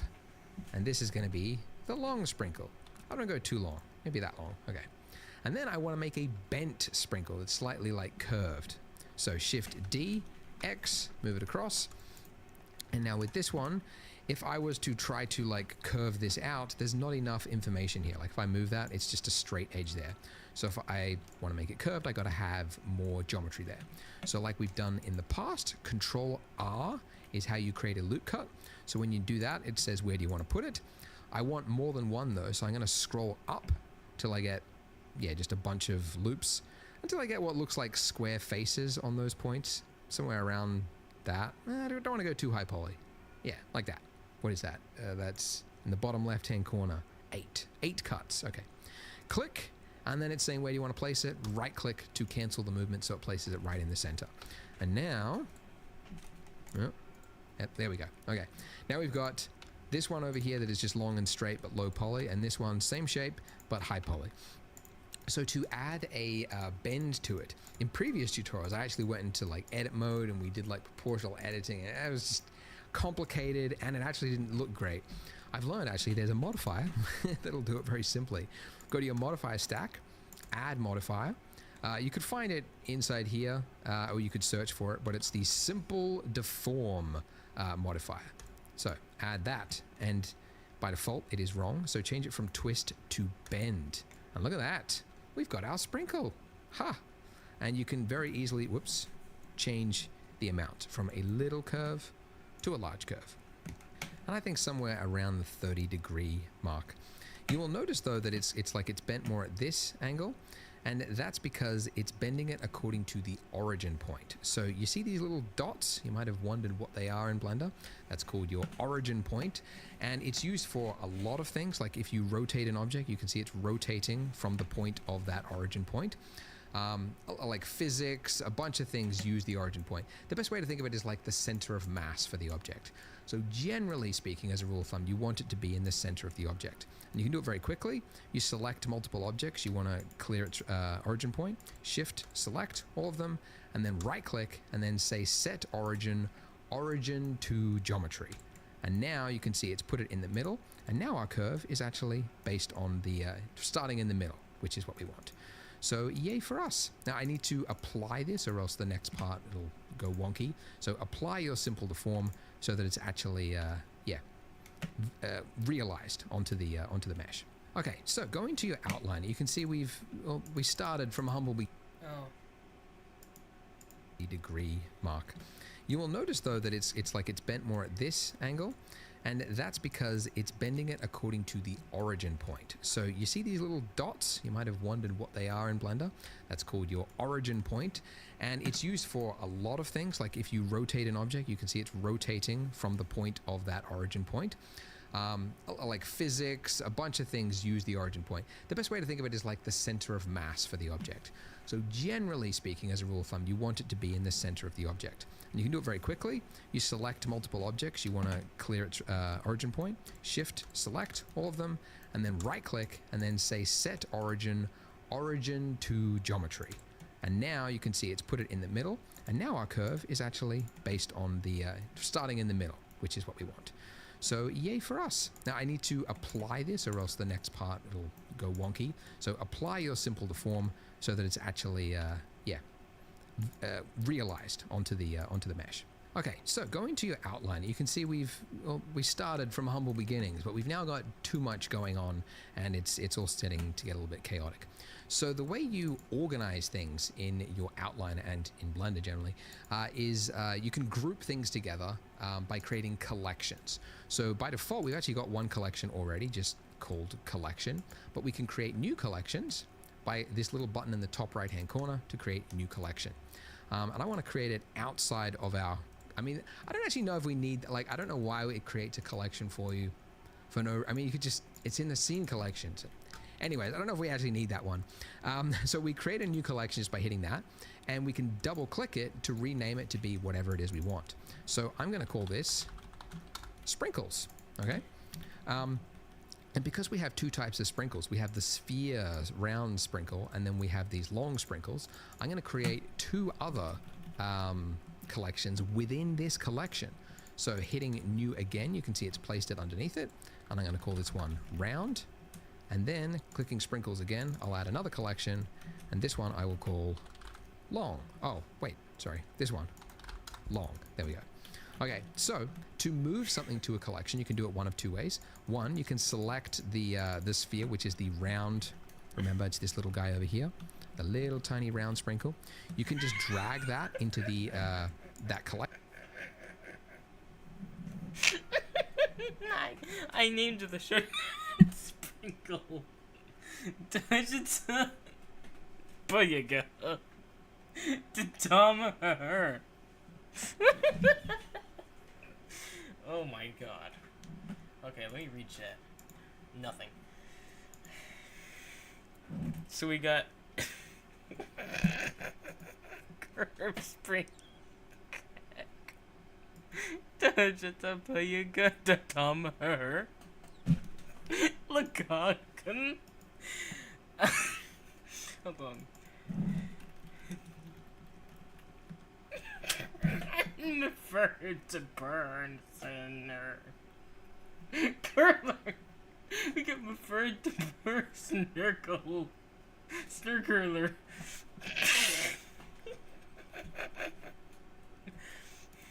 Wait, where's my circle?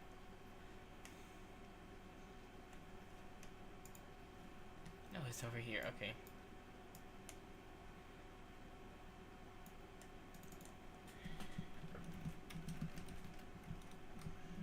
No.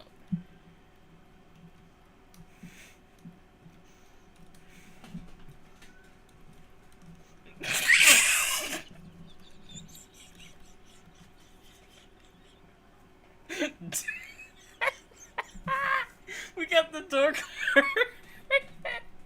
We got the door color sprinkle.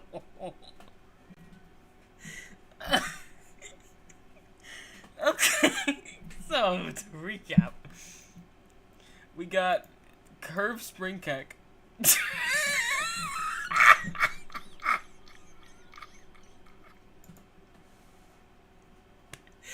Okay. Digital paying to Tom her. We got or sprinkle. We got Lakagan. And Mifford the Personer Curler.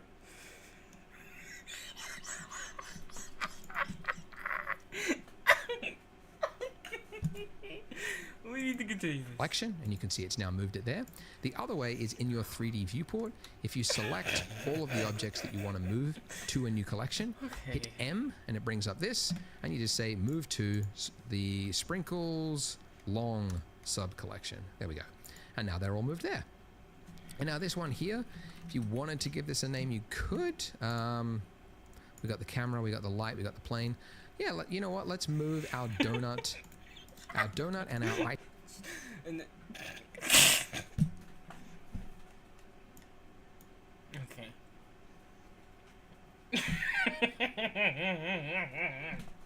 Okay. Okay.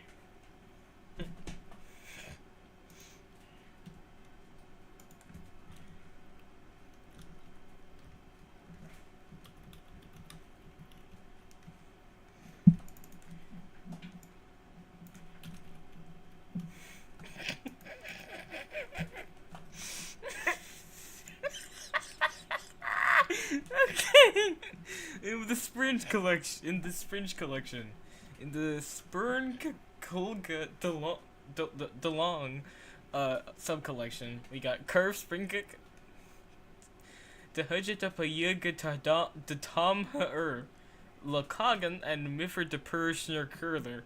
In the Dorkler Fog sub collection, we got the Dorkler Sprinkle. I can't. How did I mess up the name so bad?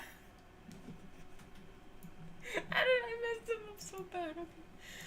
I need to finish this and go to bed. Oh my god. Icing, let's move that to a new collection as well. So M, and we can actually create a new collection from the move options as well. So I'm going to go new, and let's call this let's say donuts, because we're going to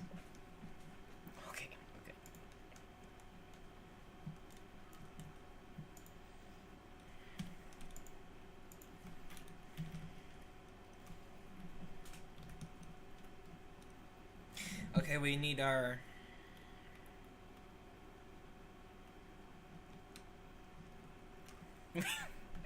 our full muse. Okay. Duplicate it and make more donuts in the future. So don't.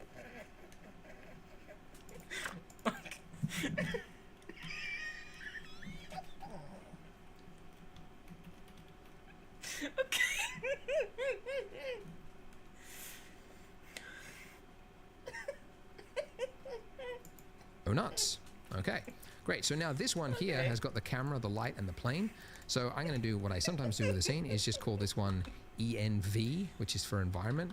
Since this is a tutorial, I'll actually just type it out. I'm not going to be lazy. Environment. Okay, so we've got some organization in our scene so that as we add and grow our scene, it's not going to get too crazy. All right, so it's also good that we've created collections because we can now use that to scatter across the geometry nodes. So with our donut here, so the icing and the donut, we're going to create a duplicate, and this is going to be the variant with the long sprinkles. So Shift D and then hit X to move it along the X axis. So it's just placed next to it. And then clicking your icing, you can see we've got the modifier stack that we created the geometry nodes on. And if we were to start tweaking this and make this look like long sprinkles, it would apply to this one over here because we can see that little number next to it. And that number, if you hover over it, I think we mentioned it before, but displays the number of users sharing this data. So any change you make to this is going to be reflected on that one. So if we click the 2 button, it's now independent. So we'll now have 2 different versions. So the one on the left, the original one, let's call that round sprinkles. And the one on the right, let's call that one long. Okay, brain fart for a second there. Long sprinkles. Okay. And now long. Long. Okay.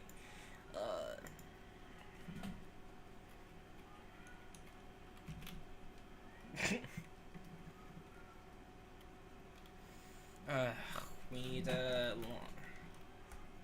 You know, lineage. Get a.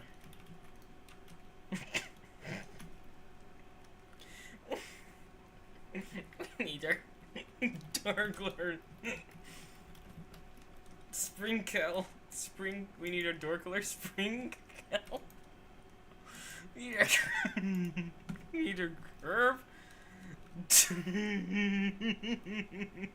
I can't. Digital Puga. Our Lacogan and our Mavur sprinkles. Okay. now with that object selected, let's go back to the geometry nodes tab. Okay. All right, so make sure you're looking at the right object. Make sure it's the one with long sprinkles in the name. And if we were to start editing here, we would have we would have made one big mistake, and it's because this is actually not the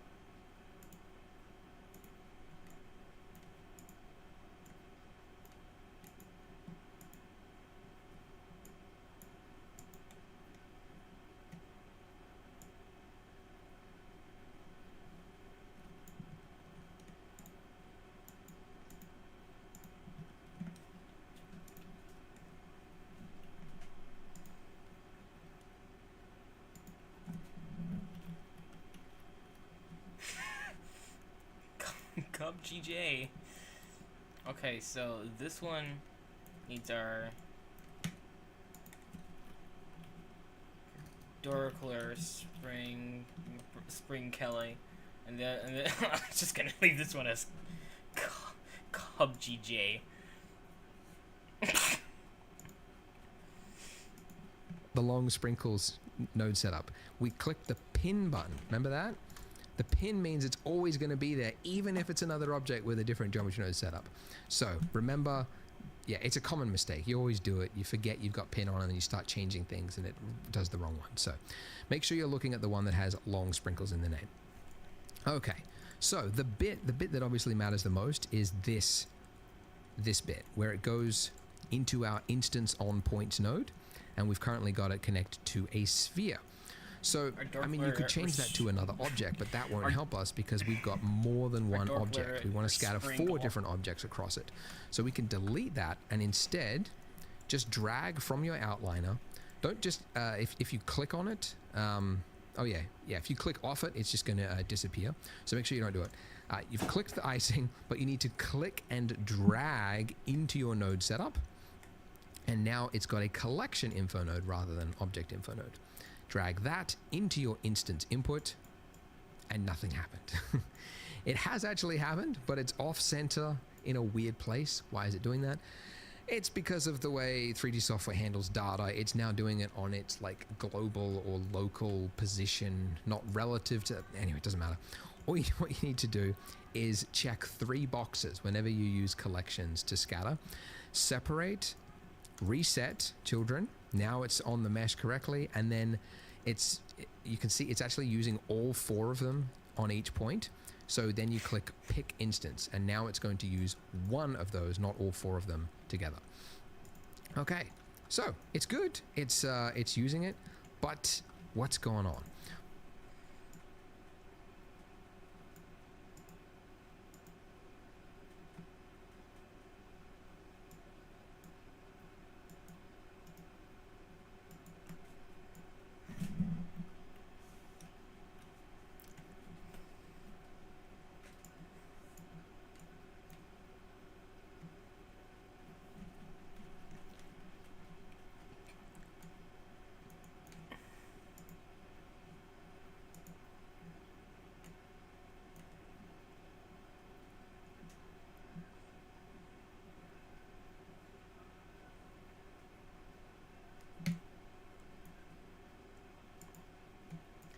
If people like something that you do, do it again and don't be a fool.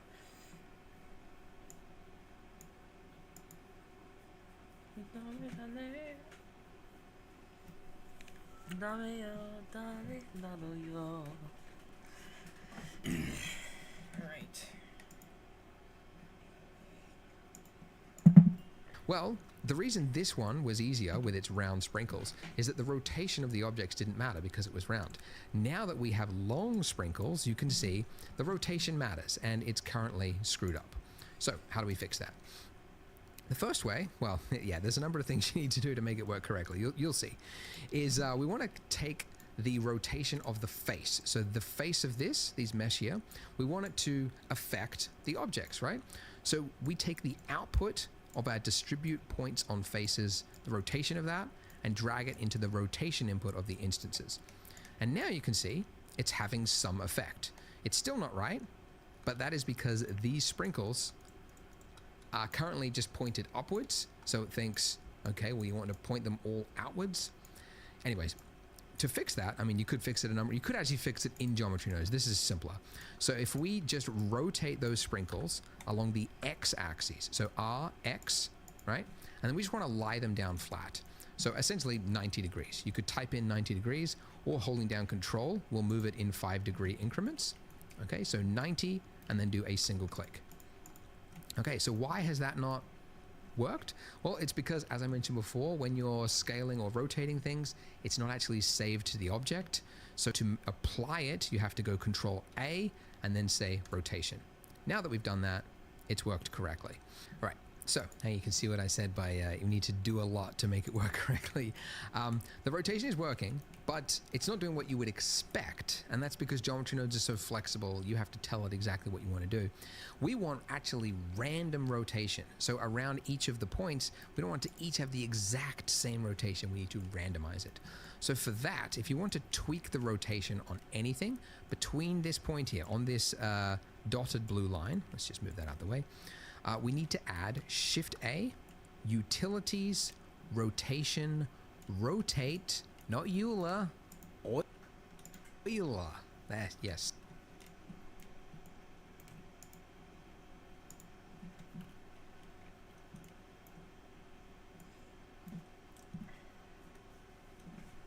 Right. What? Same rotation, we need to randomize it. So for that, if you want to tweak the rotation on anything between this point here, on this dotted blue line, let's just move that out of the way, we need to add Shift A, Utilities,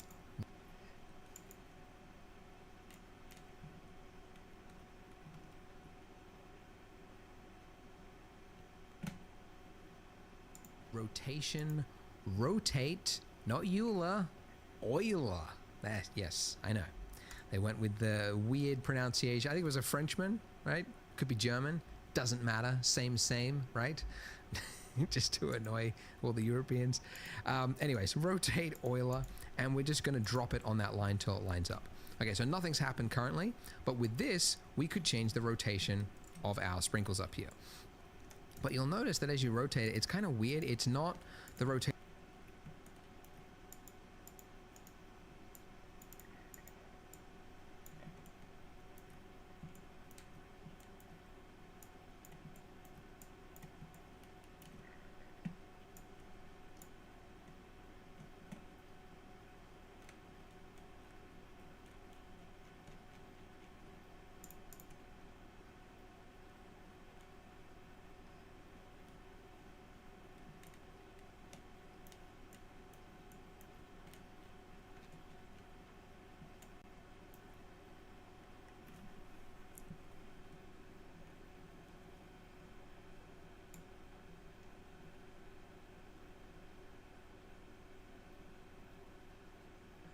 Okay, so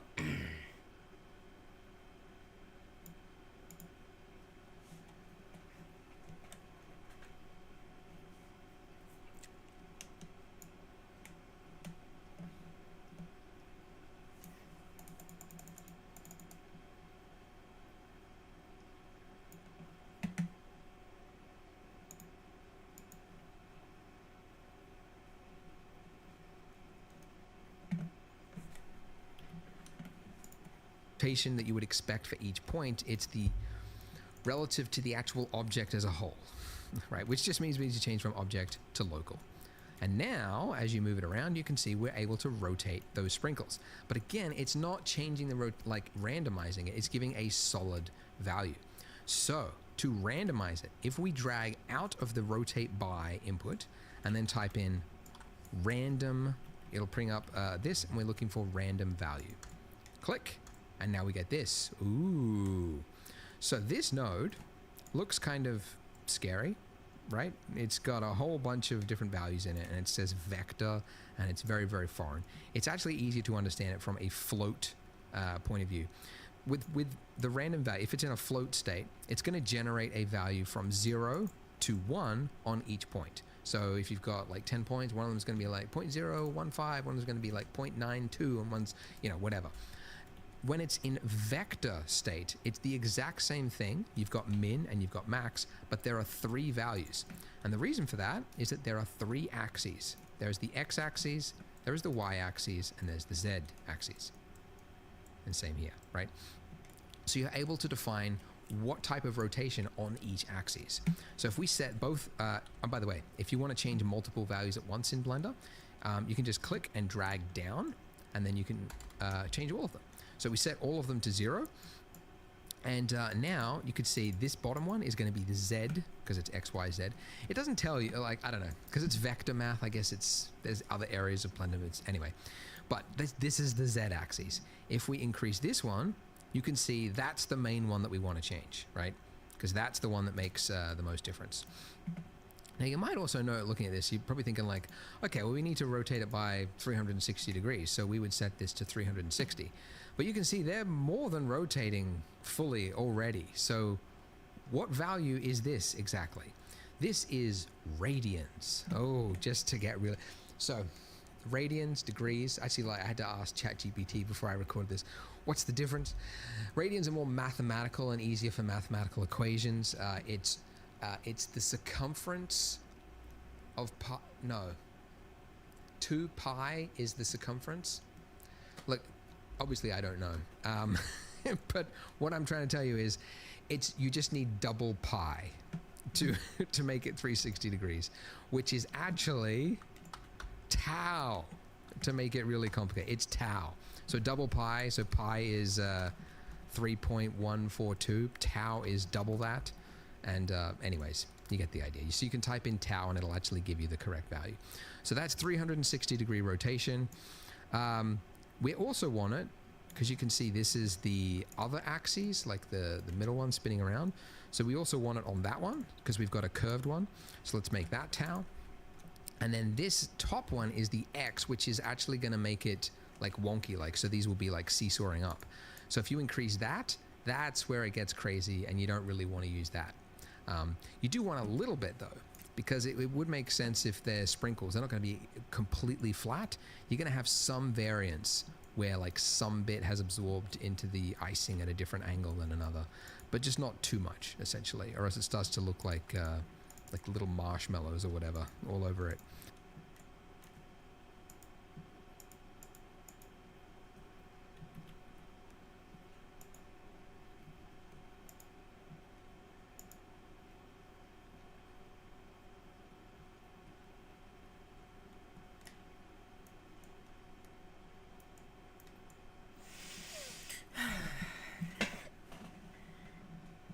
My sprinkles are too big.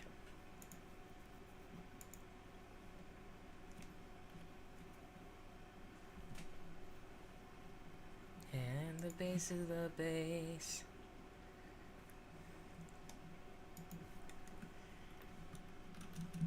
.2 meters to centimeters. You know what? I think my donut is a very giant donut, because 0.2 meters to centimeters, actually 0.265 meters to centimeters.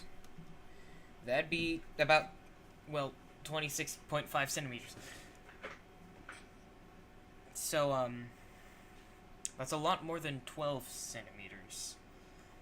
And in fact, that's over twice as many centimeters. So I think my donut is still not the correct size.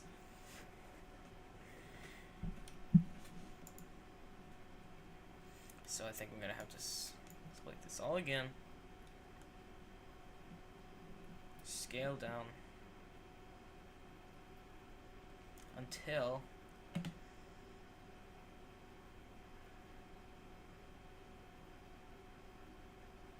0.12 meters.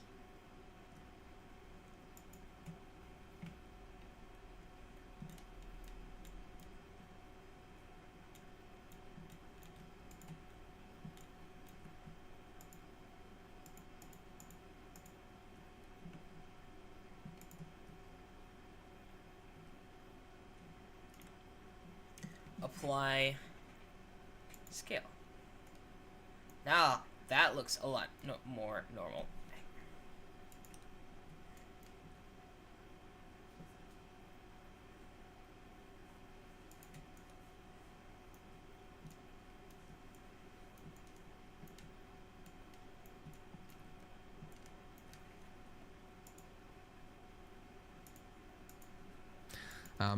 But guys, that's roughly it. That's the hard work. That was, I mean, I know that was very technical, but it was just two nodes. Rotate Euler, set it to local, and then this random value, and we're changing that to rotate it.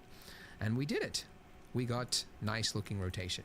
Now, one thing we do have to change is the distance min.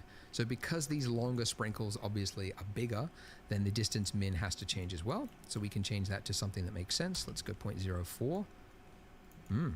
That might have actually been pretty perfect. Let's try 3. 3's got a little bit. Oh, actually, you know what? The other thing, again, looking at reference, I like those big chunky looking sprinkles. So I want these to be bigger. So we could, alter the scale of the actual sprinkles, but we're working with geometry nodes and we've actually got a scale value right here. So we could change it here just as easily. So the scale, dragging down, and again, there's not just one value, there's 3 axes, so X, Y, Z, so drag down on all. 1.5 is going to give us some nice, big, chunky looking sprinkles. And now this distance value needs to be a lot bigger. So let's go 0.06. That's actually pretty good. I'm getting pretty good at nailing it. No, I was right before. There's always going to be some overlap, right? You're not going to be able to stop it because it's It's not doing object like collisions. It's nothing like that. It's a very simple, again, it's doing a point and then it's creating a radius around it. And if you do the correct amount, which for this is probably something like this, then it looks way too predictable and boring, which we don't want. So 0.006 looks pretty good for me with a scale of 1.5 for these. And that is it. I was going to put in the random color in this part of the tutorial, but I think we've gone over already. So join me in the next part and we will finally add some color to our sprinkles and make this look nice. So join me in the next part. All right. So, If English isn't your first language like me, so I believe that is a stream ending. I'm going to actually.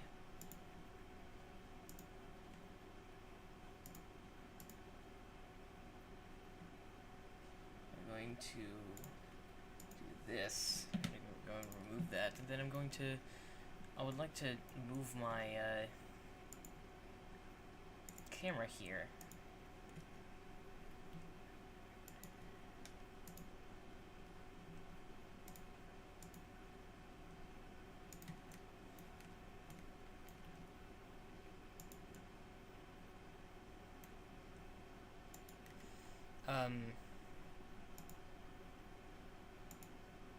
Yeah, I've saved it. Okay, good. I've saved it. I would like to render the image. Well, it needs to be way closer than that.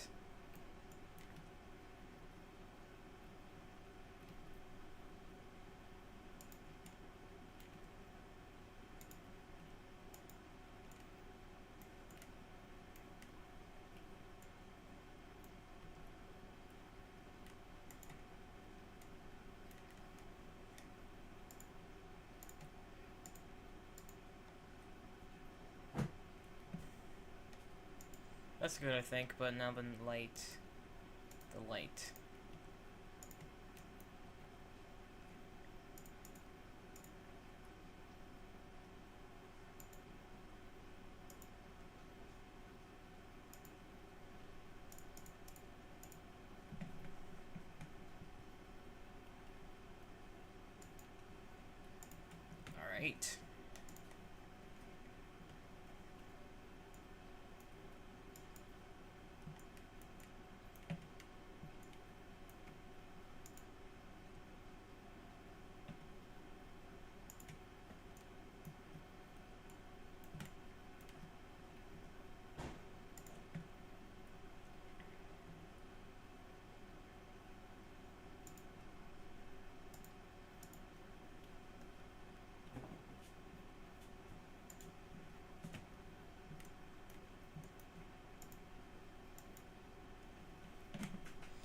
Okay, so I think that now is a stream ending. So, goodbye. Goodbye.